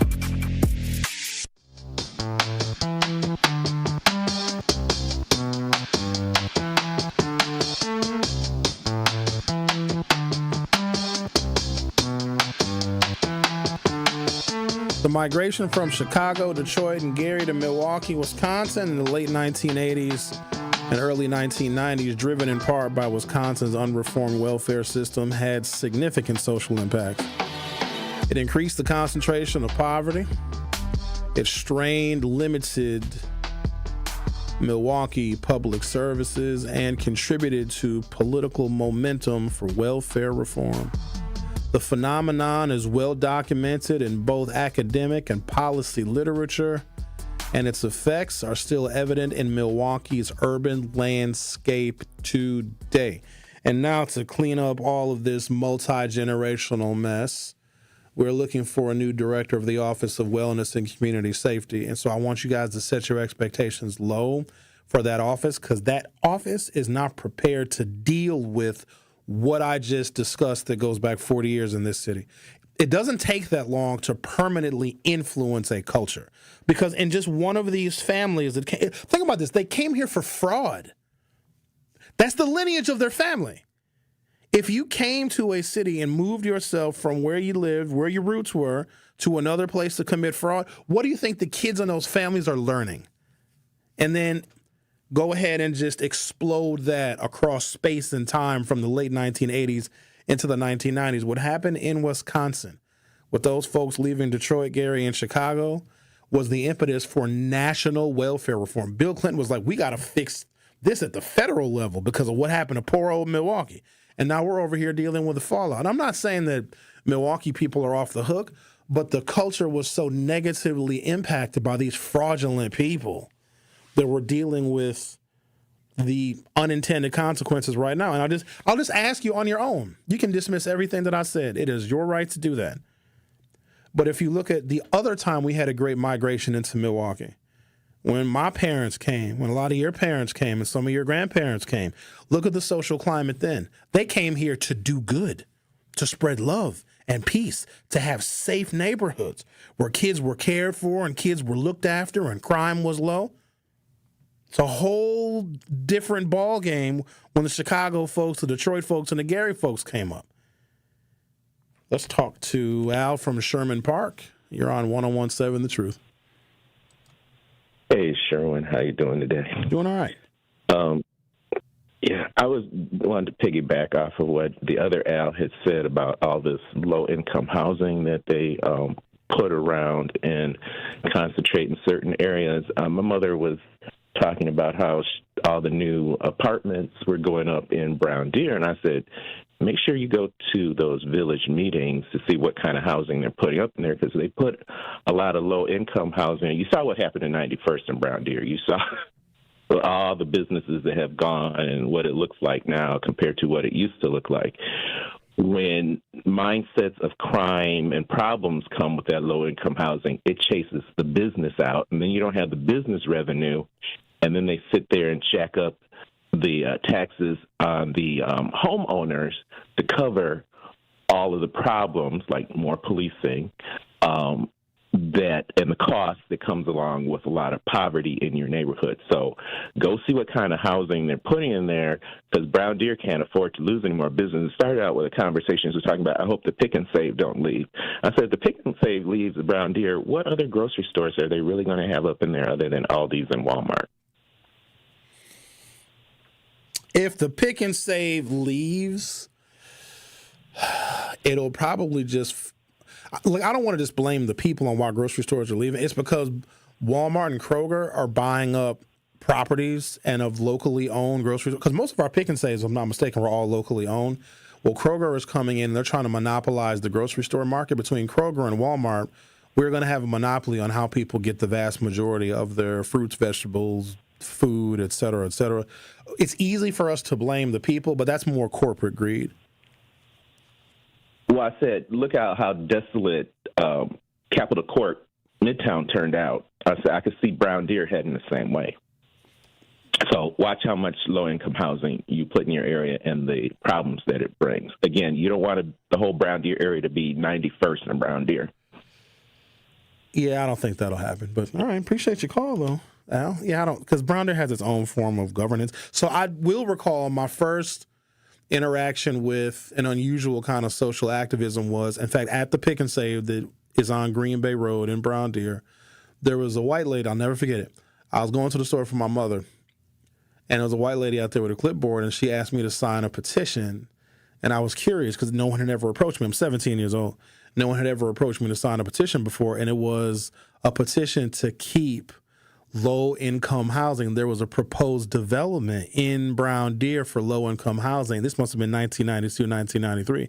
And I told the woman that I was only 17 and I couldn't sign it, and she just went on about her business. But they were trying to keep, this was 30-something years ago.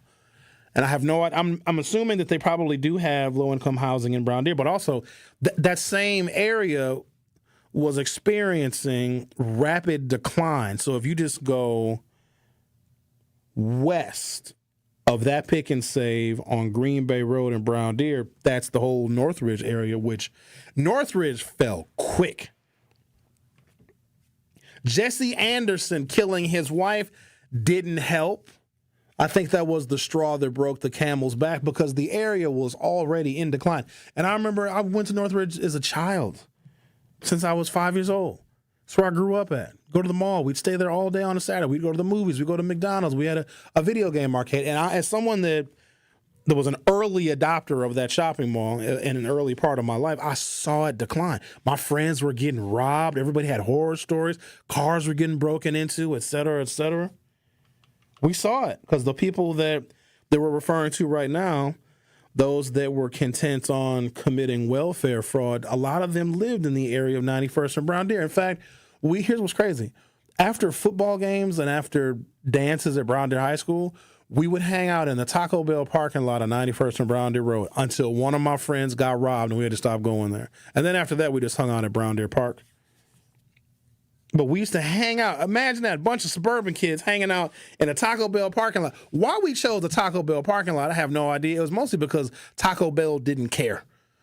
And we park our cars and we'd be playing our music and everybody from the dance, the high school dance we'd have and the football games. Hey, where you going after the dance? Where you going after the game? Oh, you going to Taco Bell? Yup. That was kids pick weird places to hang out. But they let us kick it there all night. And so even after the Taco Bell closed, and that was back when Taco Bells were open till 2, 3 o'clock in the morning. I don't think they're open that late anymore. Everything used to be open late. Do y'all remember having 24-hour restaurants in the city of Milwaukee? I think is George Webb 24 hours? If it is, it's the only one. But every Denny's was open 24 hours. We had Perkins that were open 24 hours. Not Perkins, the family restaurant. Perkins, the chain. We had a bunch of 24-hour stuff. Not no more. 24-hour Walgreenses. Can't do that no more. Now, I'm not blaming solely